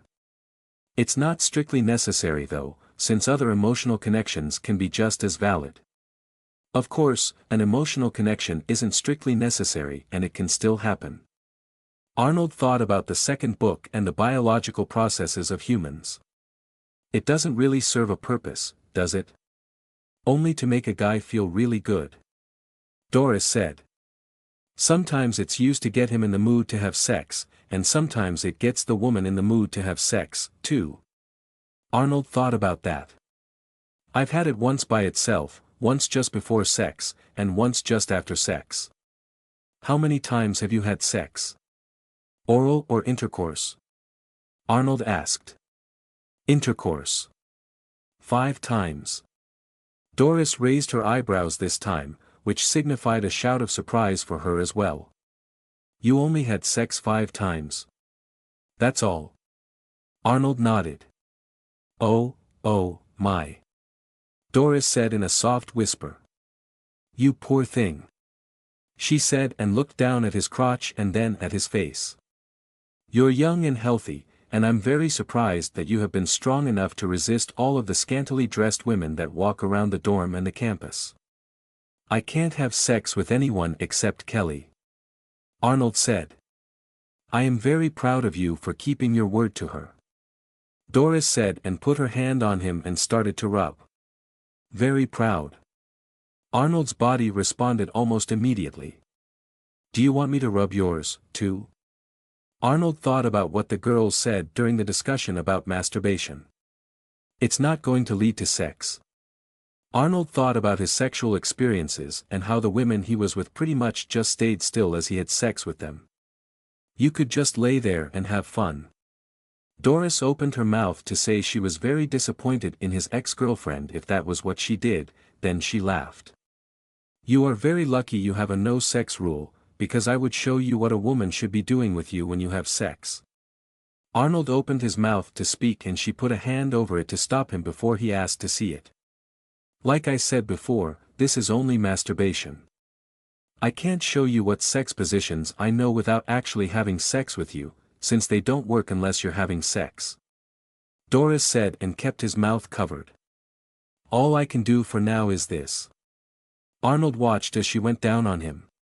He was slightly surprised when she used slightly different kinds of kisses than both Heather and Claire, and he reacted from the stimulation that he hadn't had in quite some time. Doris had been right and he finished very quickly. Arnold saw that she was even more diligent than Claire was in making sure that there wasn't a mess for him to clean up afterwards. Thank you. Arnold said when Doris sat up straight and he kissed her. Doris was surprised and thought about pulling away, then shrugged mentally. If he didn't mind kissing her after her doing that to him, she wasn't going to ask him not to. Do you have to go back to work? Doris asked instead. No, I have the afternoon off again. Doris sighed. I can't book off again so soon, so I need to get back to work. Arnold nodded and stood up and fastened his pants. I'll go up to my room. If you need anything else, let me know.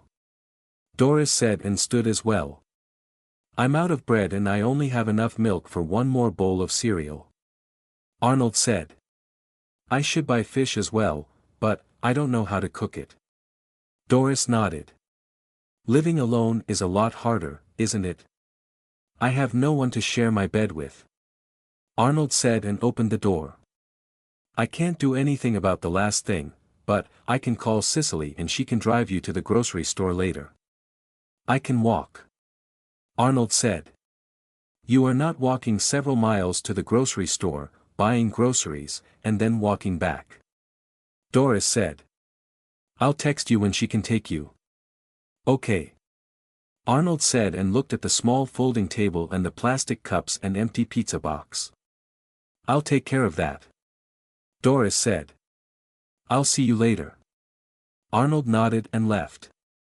Doris quickly cleaned up and tossed the cardboard into the recycle bin in the lobby, then sat down at her desk to resume her duties. I can't believe they are making me do this. Brad muttered under his breath as he picked up another piece of trash from the side of the busy road. He wore a bright yellow coat with a big red X on the back and front of it, to show that he was a road worker. He had been ecstatic when he learned that his father had gotten him off of the felony charges and he only had to plead no contest to only 3 misdemeanors instead, but he was horrified at the lengthy community service sentence of 3 months, which meant he would be losing his entire summer. Brad! Kevin yelled from across the road and he wore the same yellow and red coat. Another cat just bit the dust. You're kidding. Brad yelled back and Kevin pointed to a mangled lump about 100 feet away. That's the 3rd one today. Yeah. It's a good thing we have a show to watch while we work. Kevin said and they both laughed. It actually was entertaining to watch the poor little bastards try to cross the busy road, and none of them had made it so far. They hadn't gotten to the betting stage yet, although it was only a matter of time. All right you two, quit mouthing off and keep working. A stern woman's voice said. Sorry miss. Brad said to the half-decent looking supervisor and started picking up trash again. Even though she looked like she was about 10 years older than him, Brad was seriously considering lowering his standards, just so he could get a good look at her tits. He smiled as he imagined she was only wearing the yellow coat and nothing underneath. Hey, we have another customer. Kevin yelled and both Brad and the woman supervisor turned to look. It's a raccoon this time. They're quick little scoundrels. The woman said and crossed her arms as she watched, too. Even through her coat, her chest made a great-looking shape when she stood like that. Brad gave her a leer when he thought she couldn't see him, then he put his eyes on the raccoon trying to cross the road. I think he's going to make it. Kevin said excitedly. The creature darted across one lane, then another, just missing several cars along the way. It paused briefly on the center line, then practically jumped across the next lane. Unfortunately for it, the pause in the middle of the road had slowed it down just enough for the large pickup truck that barreled towards it in the last lane.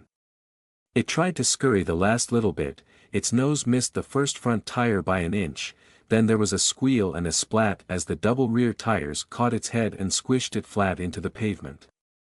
Ah, so close. Kevin said with a laugh. The woman lost her stern expression and smiled. I better get the shovel. Brad watched her go back to the truck and then he started picking up garbage when she turned back towards him. She walked by him and went over to the part of the road with the roadkill on it and bent over at the ready to use the shovel. Brad admired her ass in her work pants as the woman waited for a car to pass, then she quickly darted out, scooped up the half-squished carcass, and stepped back off the pavement.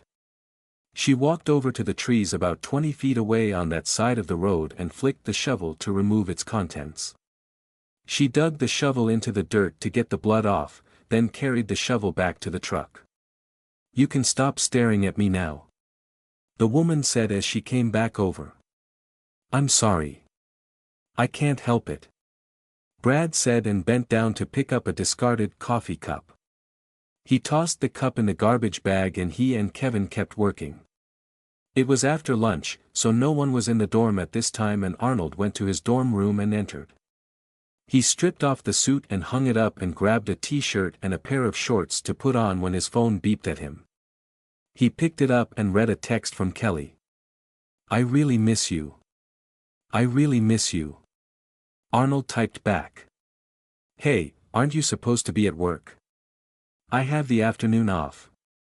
Laugh emoji, you must be doing a great job if you're getting time off this soon. Tongue out emoji, it's too bad I wasn't there. We could have done something together. Kelly typed. Just a minute. Kelly typed back and he kept waiting. Okay, I'm alone in my room. Are you sure you want to do this? Do you want me to call? Arnold asked. Yes, but, no noise. Kelly typed sporadically. Just text. I'm on my bed. Okay. Arnold said and took off his underwear and climbed onto the bed. Me, too. I'm touching myself, down there. Kelly typed. Me, too. Arnold stroked himself with one hand and typed with the other. I'm thinking about you. Oh, Arnold. Kelly typed. Me, too. All the time. I wish I was there. I wish you were here, too. Arnold typed. Rub faster. Oh, okay. Kelly responded. Janet's first afternoon class was cancelled and she went to her dorm room. She saw that Arnold's door was open, since it was the only one on the floor that was, and she could hear some weird noises coming from it. She walked over and poked her head into the room to ask Arnold if everything was okay. She took in a sharp breath as she saw Arnold jerking off while typing on his phone. What the hell is he doing? Janet asked herself and stepped into the room. She had never seen anything like it before and it was oddly fascinating, like watching a guy peeing in the bathroom. It was just so weird seeing it that she couldn't look away. She knew in her mind that guys jerked off, because they were guys and if they have access to play with something, they will play with it. Seeing it happen in person was something else entirely.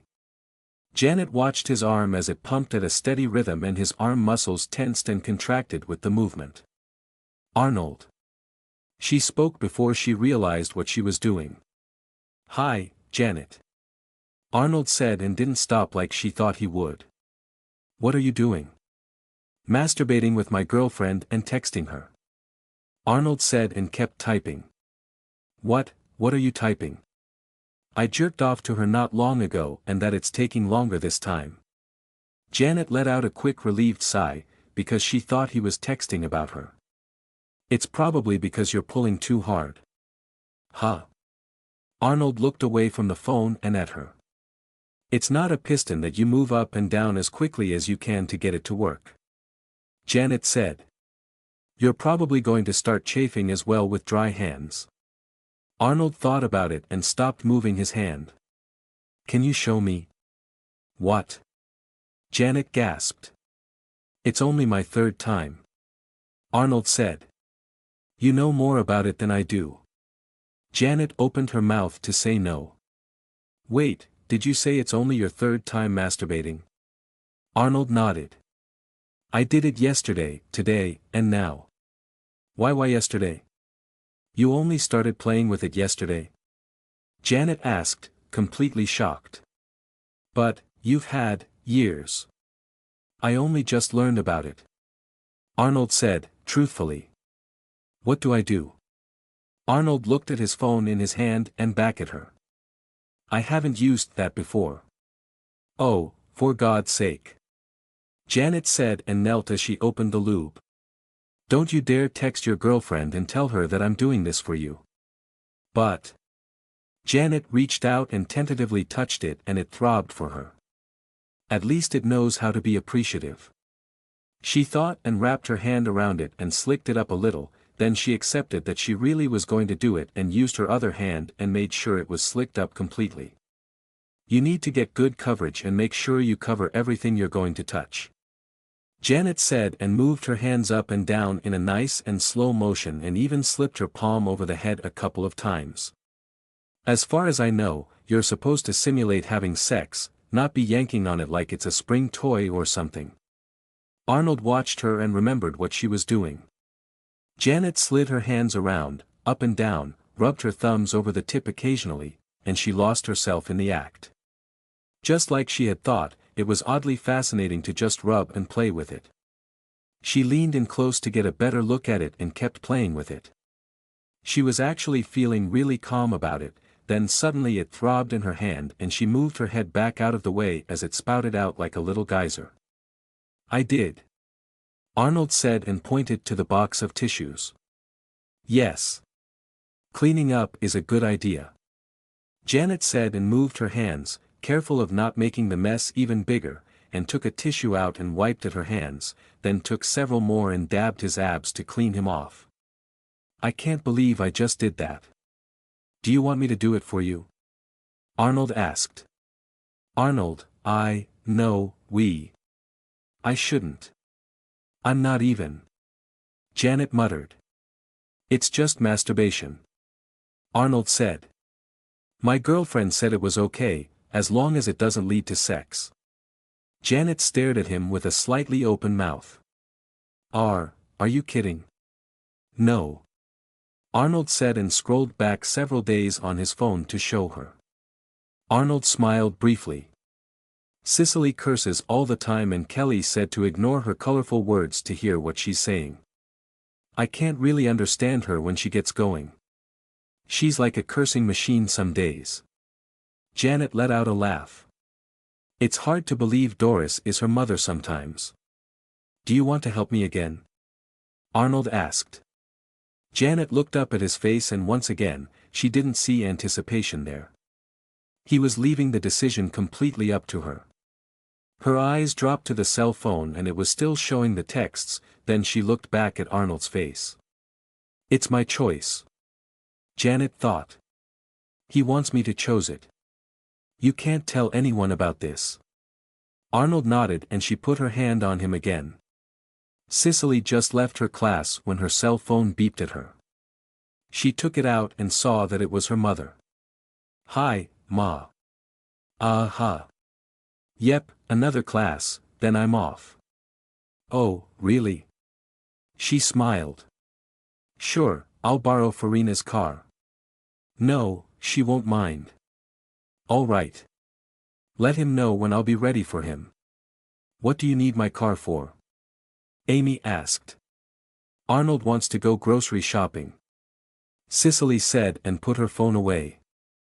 "I could drive you," Amy said with a smirk. "I really would." Amy laughed. "I'm so envious of you." "Did that change when Arnold showed up?" Cicely asked and they both laughed as they went to class. Arnold finished again and Janet was like Heather and avoided it and used tissues instead, then cleaned him off with more tissues. Janet looked at his face again and made her decision. She stood up and pulled her jeans and wet panties off in one smooth motion, then she sat on the edge of his bed and laid back as she spread her legs for him. "Lube?" Arnold asked. "I'm plenty wet, so no," Janet said. "Just start liquid." She moaned as Arnold dove between her legs and did just that. "Hurry up and be over." Cicely thought about the current class. "I need to get to that man before someone else thinks they can scoop him up." She smiled. "The poor guy doesn't know what he's missing, so I'm going to show him the first chance I get." Amy sat beside her friend and she recognized that look on her face. "Poor Arnold. Cicely has her sights on you now." She thought and then really did feel envious, because it should have been her going after him. "I wonder if he really will tell his mother if I make passes at him?" she asked herself, then she shook her head. "No, I won't take that chance. I need this job and this course. It's not worth risking it all over one guy." The teacher droned on about something and neither Amy nor Cicely were listening. They were recording it to listen to later and to transcribe it, though. Janet normally didn't like masturbation, since it felt so hollow and empty when you were done and there was no one to share the temporary joy with. Thanks to Arnold's help, her opinion changed and she absolutely loved it. In fact, she couldn't get enough of it and when he made her go twice for the 2 times she helped him, she asked him to keep going. Arnold had nothing else to do right then, so he kept going. Doris waited until Cicely's last class was about half over. She knew how long it would take her daughter to get from that building to the dorm she worked in, and she allowed a few minutes for talking with Amy and random delays, then she picked up her cell phone and texted Arnold. She timed it so that he would have enough time to shower if he needed to before going to the grocery store. Arnold's cell phone beeped at him and he stopped what he was doing and picked it up from the bed. Keep going. Please keep going. Janet moaned. I'm so close. I have to get ready to go get groceries. Arnold said. Only another minute. Please, oh, please. Janet pleaded and then had a thought of inspiration. I'll help you shop for good dorm food. Okay. Arnold said and Janet started moaning again. Cicely practically ran from the classroom when it ended and she ignored Amy's laughter and her comment about being too eager to start interracial relations. She managed to give Amy the finger as she left and quickly walked out of the building and across the campus. She didn't understand why they always seemed to have courses spread all over campus, when they easily could have it all in the same or nearby buildings. She didn't know that it was designed to allow students to get exercise between classes, since they had to stay seated for most of the day and the easiest way to ensure that everyone had some kind of cardio workout was to make them walk far between classes. Cicely made it to where Amy had parked her car and she climbed in, then she drove it all the way over to the dorm building her mother worked in. She parked out front in the spot reserved for Arnold, which she assumed had never been used because he didn't have a car, and she walked in through the front door of the dorm. Hi, Ma. Cicely said and walked over to her. Is he ready yet? I texted him half an hour ago and told him he had enough time to shower, so even if he did, he should be ready about now. Doris said and the elevator dinged and the doors opened. There he is now. Hi, Arnold. Are you ready to go and grab some groceries? Cicely asked. Arnold nodded and walked over to the desk to meet her, as did the young woman beside him. Then let's go. Cicely said and waved at the door, and Arnold and the young woman walked towards it. Ma. She looked at her mother, who shrugged. Arnold opened the front door to the dorm building and Janet stepped out and said thank you. Cicely stopped herself from reacting angrily, because she was pretty sure this woman was going to come with them and she didn't want to cause a scene. She followed them out and she pointed to Amy's car. Hop in. Cicely said and to her surprise, Arnold and the young woman climbed into the back. What am I? A chauffeur? She asked herself and climbed into the driver's seat. Who's your friend? This is Janet. She offered to help me shop for good dorm food. Arnold said. Hi, Cicely. Janet said, not surprised that Cicely didn't remember her. She was only at her lab table once a week and a lot of people took the biology class. Me coming was a last-minute thing. She said, then her face flushed red at her unintentional pun that revealed her secret of what she and Arnold did. Cicely held in her sigh at her plans being derailed and she drove out of the parking lot in an odd mood. She had wanted to spend some time with Arnold while they shopped, then some random chick showed up and now she's going to be hanging all over him and pretending to need help getting things from higher shelves. Arnold was oblivious to her thoughts, even though he could see her facial expressions in the rear-view mirror. They arrived at the closest grocery store, which was about 5 miles away from the college, and the three of them went inside. Cicely went as kind of a chaperone, to make sure Janet didn't abuse the situation, not realizing that she was going to do that herself if Janet hadn't been there. She didn't need to supervise, though. Janet stayed at his side as they walked around the grocery store and Arnold pushed the cart. She pointed out the best things to have as both quick and easy meals that would also fit in the limited space a dorm room had. She didn't try to hold his hand or paw at him, hug his arm, or even ask for help unnecessarily. What the hell is she doing? Cicely asked herself in an echo of Janet's question when she walked in on Arnold. Cicely watched the dumb white chick completely miss and ignore all of the great opportunities that she had to tease and titillate Arnold while they shopped. Every single 1. Arnold finished shopping in less than half an hour, thanks to Janet's experience with living on both a budget and living in the dorm for 2 years. He had checked the things she told him to buy and they had the nutrients that he had learned his body needed, so he was satisfied that she wasn't leading him on or had lied about being able to help him. Cicely, of course, was still dumbfounded that all they did was shop. Janet grabbed a few things for herself and her roommate, since she was there and had the opportunity, and made sure to tell Arnold which items were hers. When they arrived at the cash register, she handed Arnold the approximate amount that her items had cost. He looked at the money in his hand and looked back at her, and she laughed a little.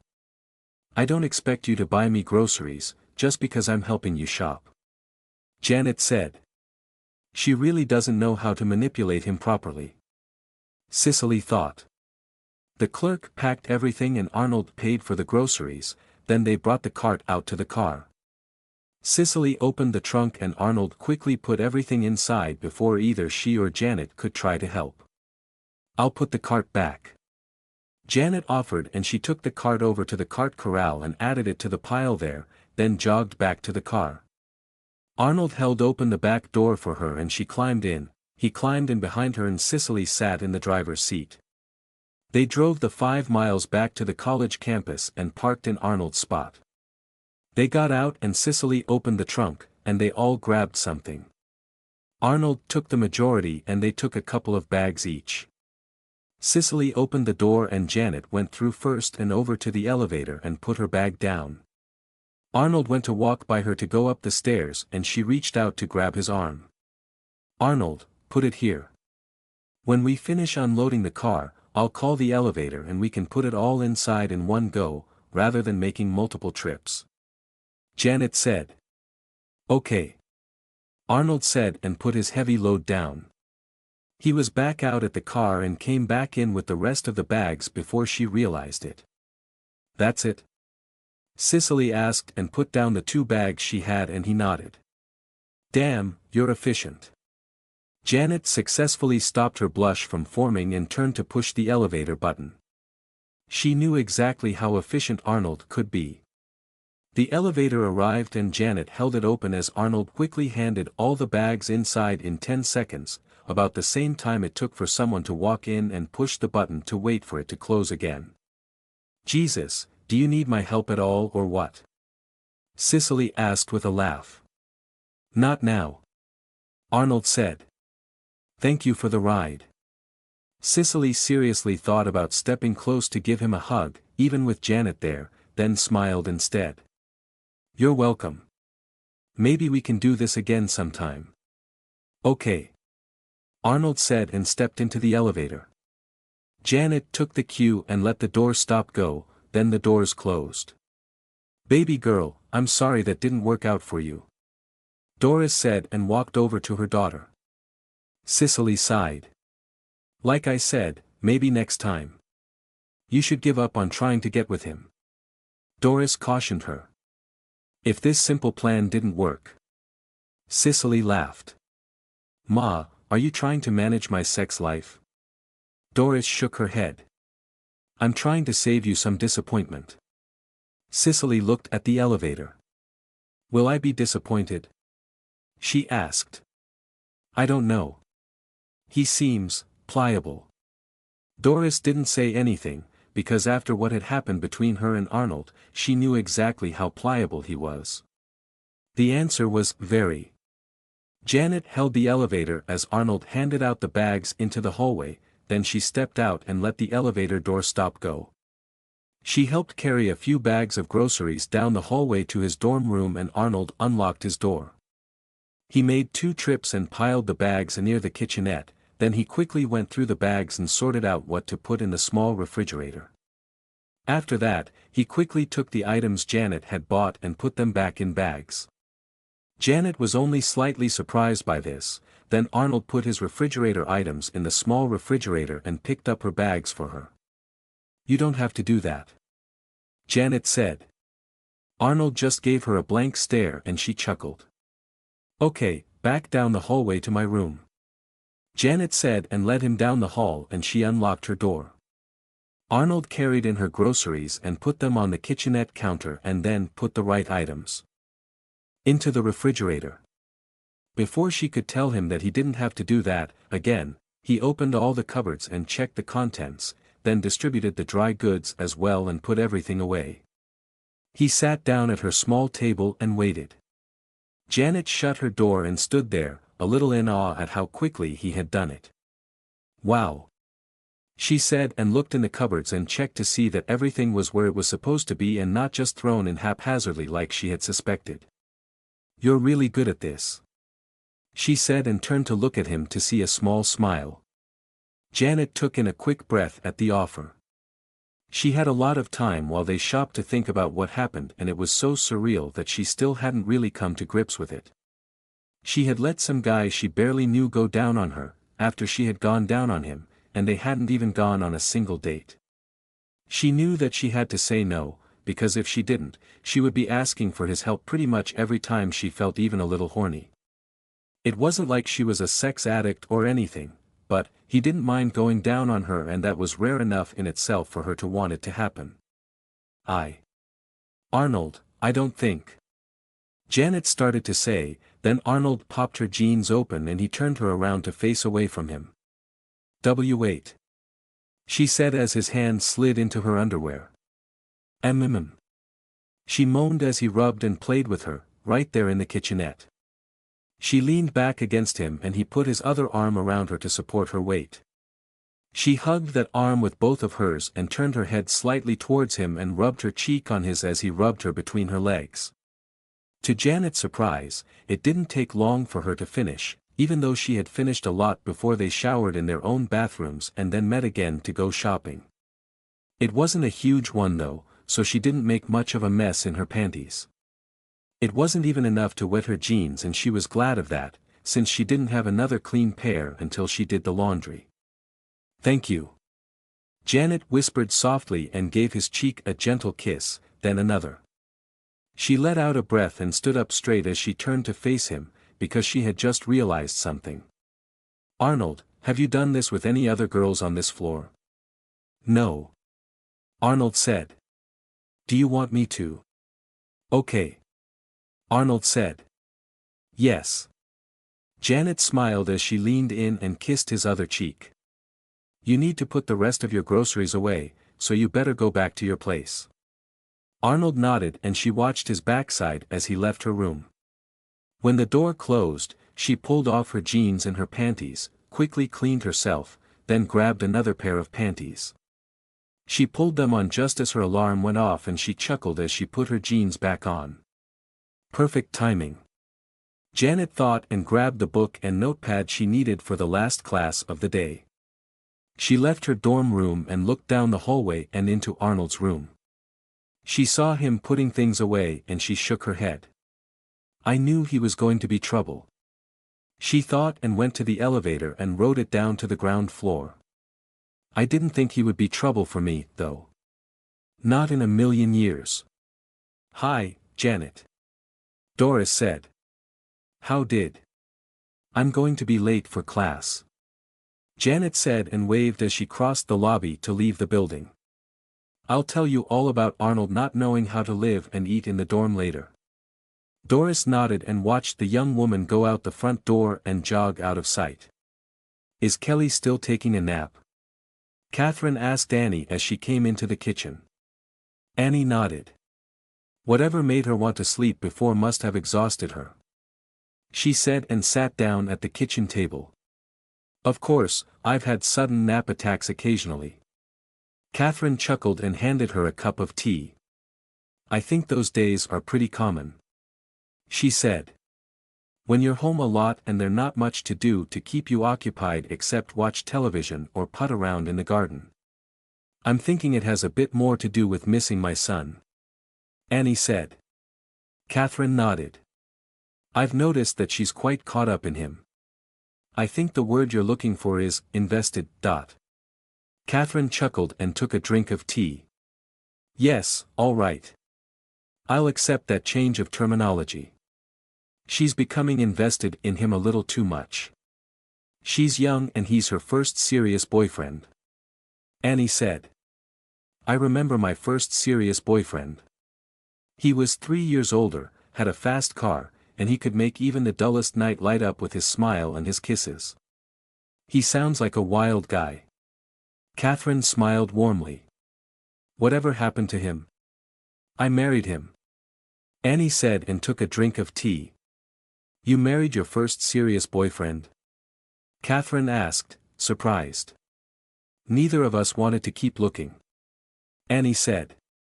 Catherine stared at the blonde woman across the table. You want Kelly and Arnold to get married. I would never tell them that, nor will I push them into anything. Annie said and took a drink of tea, then she nodded. I think they are a perfect fit and they need each other.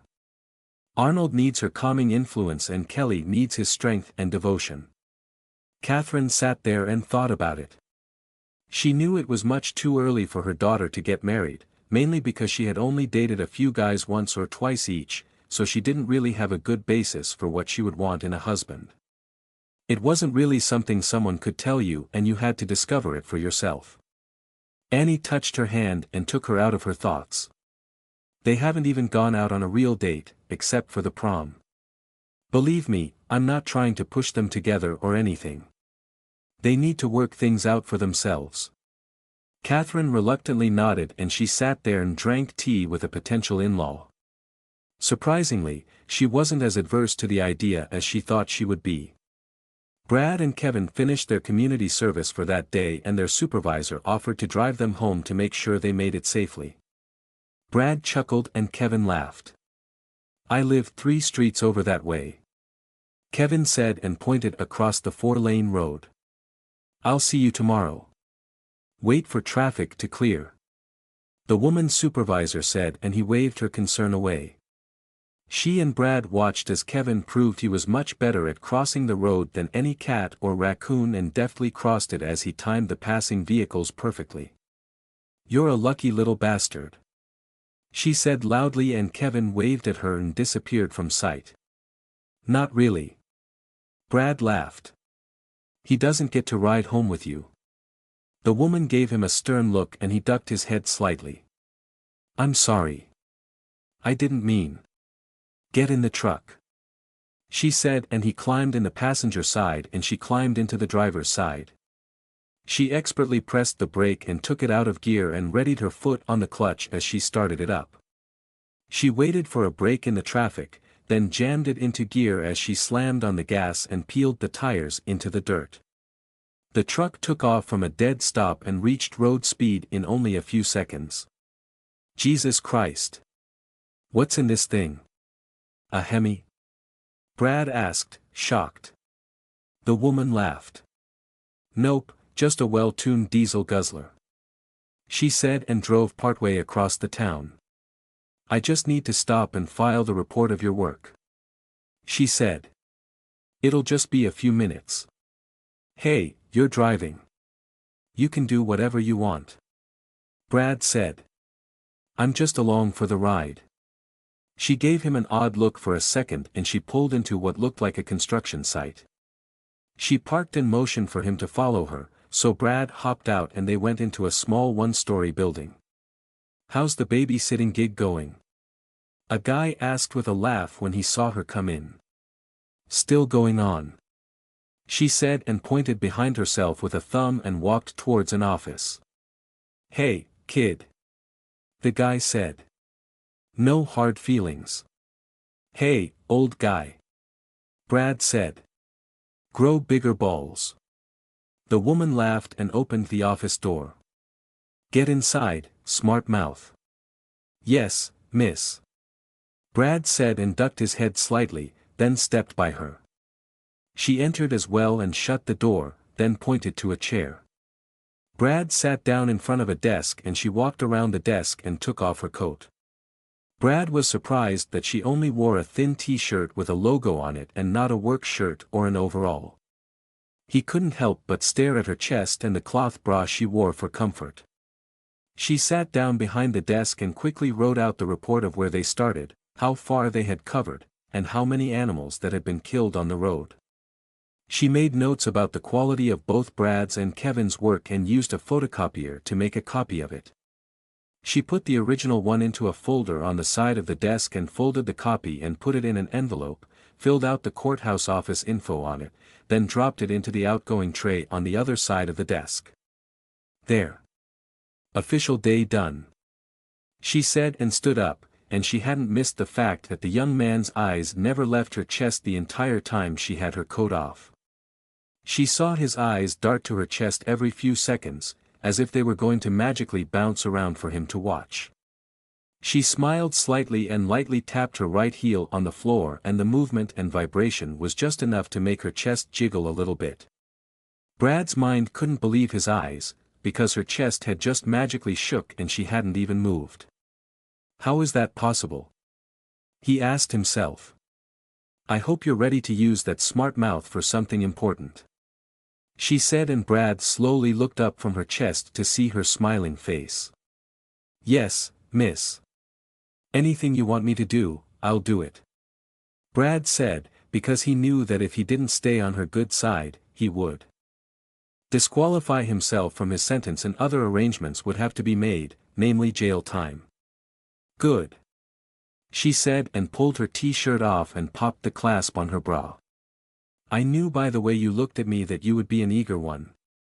She said, and then bit her lip as she rubbed her hands through his hair. The next 2 days passed by in a flash and without incident. Thanks to Janet's experience in buying the best meals, Arnold's diet improved significantly. He had a bit more energy and moved a little better, and he even started to vary his orders at the cafeteria, to the overweight woman behind the counter's surprise. Chicken was fine to have most times, but he now knew that he needed other essential foods. Since he couldn't cook fish on his own, he ate it for lunch when it was available. On Saturday, Arnold packed his backpack with a change of clothes and a few other things, then he left his dorm room at 4:45 in the morning to catch the bus. He expected the hallway to be completely empty, and instead he was met with all the faces he usually saw when going to work. Make sure you have some fun while back home, Emily said from her doorway. Yeah, tell your girlfriend she's a lucky girl, a girl 2 doors down said.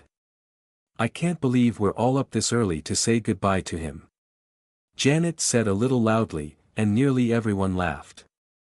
You're up, too, her roommate said and nudged her with an elbow.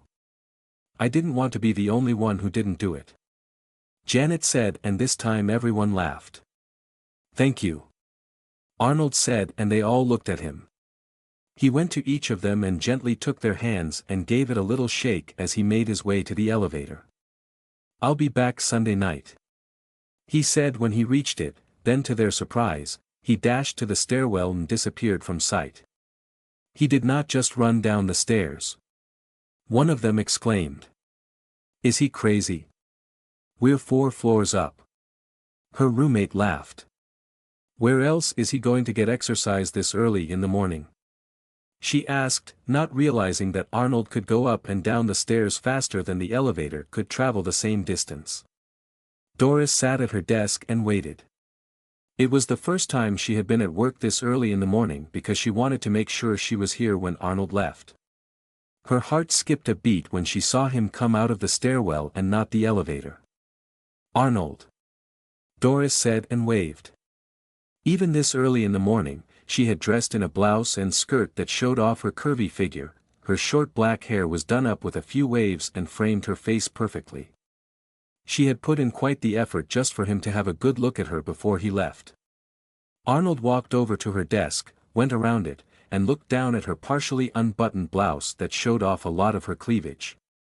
He didn't hesitate as he bent over and gave her a hug and buried his face into her chest. Doris laughed and hugged his head to make sure he felt as much of her dark warmth as possible, then she let him go. Goodbye, and I'll see you Sunday night, Doris said. Arnold moved his head up and looked into her eyes, then he gave her a goodbye kiss for several seconds. Doris couldn't help enjoying it and her heart beat faster at the passionate kiss, then he broke it and stood up. Goodbye, Arnold said and walked over to the front door, then he ran out of sight. Doris took several deep breaths and waved a hand in front of her face. Goodness gracious, she thought. That boy can kiss.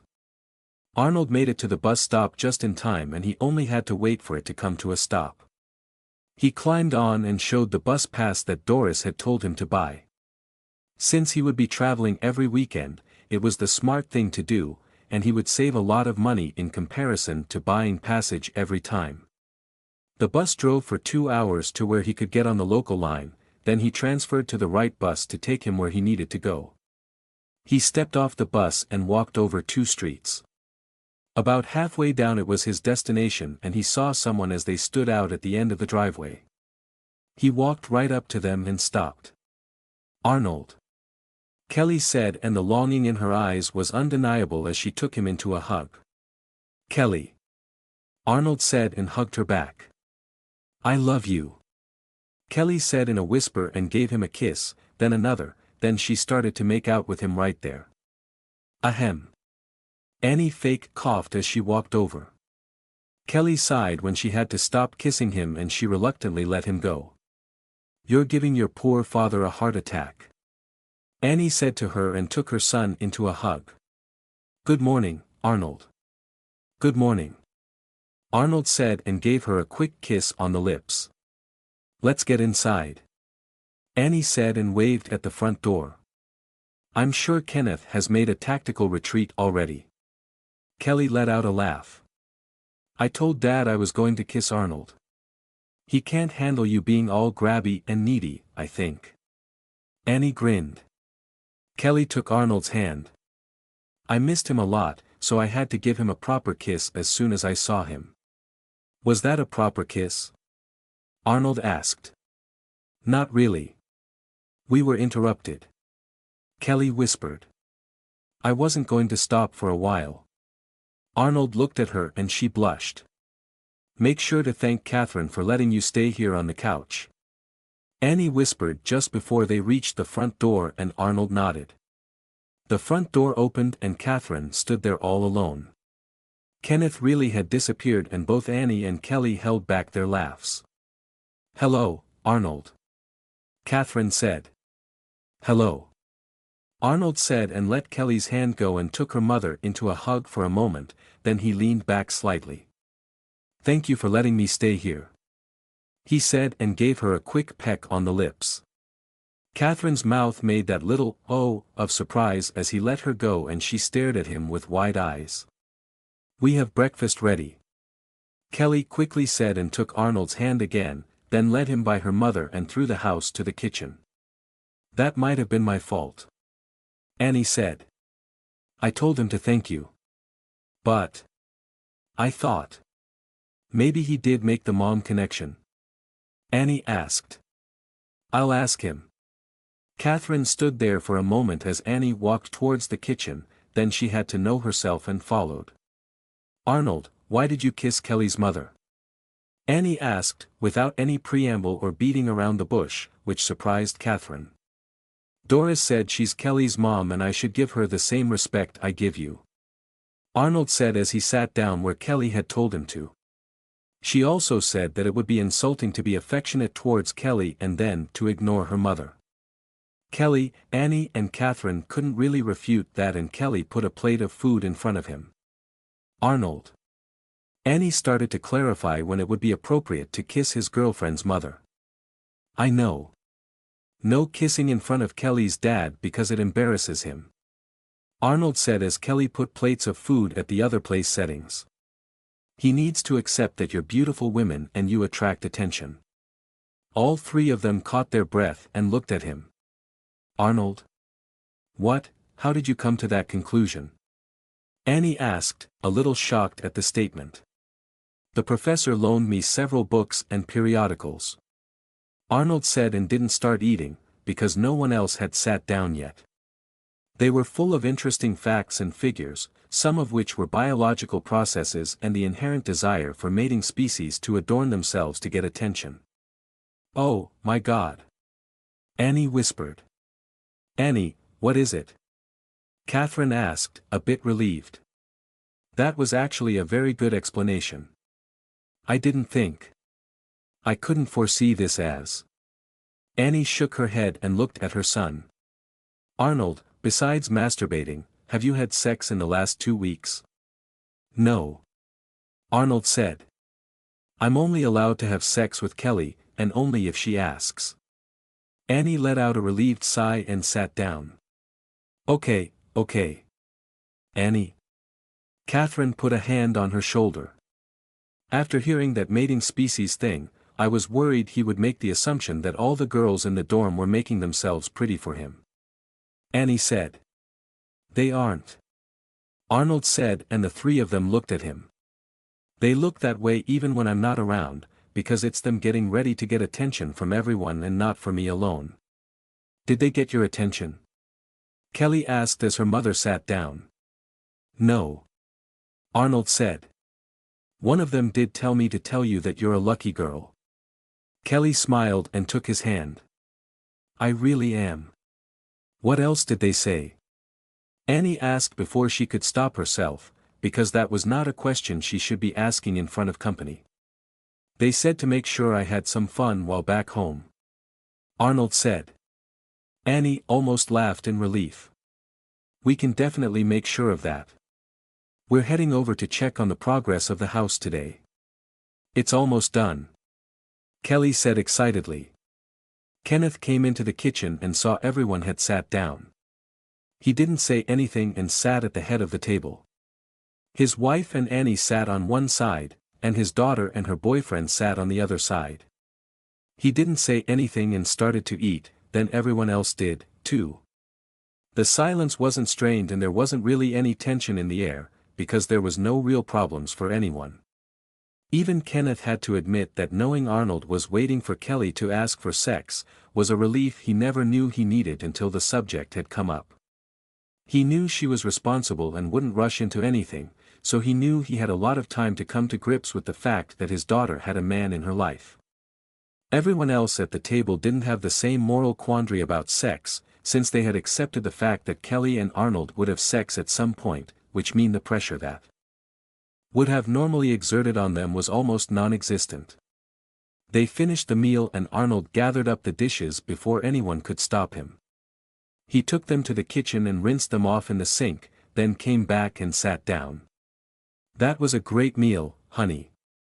Kenneth said. Wow, thank you. Annie said with a huge smile. I'm not your honey, though. Waha. Kenneth looked at Annie with shock on his face. Catherine let me make breakfast by myself because Arnold was arriving today. Annie said. But. Kenneth looked at his wife, who looked like she was holding her laughter in. I'm so sorry. He blurted out loudly. Please forgive me. Please. I guess I can let it go this time. Annie said and then laughed at his pained expression. I think we better go before he explodes from embarrassment. Good idea. Kelly said and she, Arnold, and Annie left the dining room. I can't believe my dad called you honey. She said to Annie as they went out through the front door. The poor guy. Annie snorted and then laughed. I bet he's a blubbering mess in your mom's arms right now. Kelly laughed, too. The three of them got in Annie's car and they drove over to the house. They could see the remnants of the large fumigation tent that used to be there and Annie parked on the side of the street. It looks so much better already. Kelly said as they stepped out of the car. The insurance agent said that the value of the house is going to go up, now that they've replaced the windows and the siding. You mean your taxes are going to go up and your insurance premiums are going to double next year? Kelly corrected. That's what I said. Annie chuckled. The foreman said he would be inside. The three of them went to the front door and went inside. Wow. Kelly said when she saw the completely redone interior. It looks like a brand new house. It's amazing what a fresh coat of paint can do, isn't it? A man asked as he came out of the kitchen. It is. Annie said. I'm going to miss the way it was, though. The man nodded. It's difficult to let some things go after having them for so long. Annie's hand found Arnold's hand and gave it a squeeze. Can you give us a quick tour and let us know what's left to do? Sure. He said and waved at the kitchen. Step into my office. Annie chuckled and they went in and saw there wasn't much left to do at all, which was a relief. She'll be all yours again on Tuesday. The foreman said. The delivery truck with the replacement furniture won't be here until Monday and we'll have everything put in place by the end of the day. Annie nodded. Thank you for everything you've done. Hey, it's no sweat off our noses to complete a job and leave it as close as possible to the way it was. He said and shrugged. I bet you can't wait to get back in here after so long. Annie let out a sigh. I just hope it can start feeling like home again with no one but me here. Kelly looked at her in surprise. Annie. I hope you'll come to visit. What do you mean, visit? I'll be living here. Kelly said and Annie turned her head to look at her. After being home for 2 weeks, I doubt I'll be able to sneak off and get away from my parents. But. Annie looked at Arnold. I know. Kelly said. We're both worried about him and even with Doris there to help look after him occasionally, he's still going to be alone. He sent me here to be with you, though. He knows how important you are, and so do I. Annie took in a quick breath and did her best to stop her tears from forming, then Kelly stepped close and took her into a hug and she couldn't stop the tears anymore. Her arm reached out and pulled Arnold in, then the three of them stood there and held each other while she cried. The foreman stood there, a little awkwardly because of the scene in front of him, until he realized that he was actually glad that he was witnessing such a nice family moment and a smile formed on his lips. Officer Holman made another drive past the Strickland house, almost as an afterthought because it had become a part of his daily routine the last 2 weeks to divert his patrol route to drive down that street. He didn't know how much safer the people living on that street felt with having him do that, though. His regular appearance gave them the impression that he was diligently watching for crimes, when all he was really doing was watching for one person. The police car passed the Strickland house and there was no reaction until the car almost reached the other end of the street. The brake lights came on and the car stopped and idled there for nearly a full minute, then it drove away at the speed limit, took the corner and the next, then it completed the loop and drove very slowly by the house again. She's really there. Officer Holman thought, then decided that today was not the day to go in and check on her. The workers were still there and he doubted there would be any kind of privacy to talk with her. He fought his need to see her again and drove off to continue his patrol.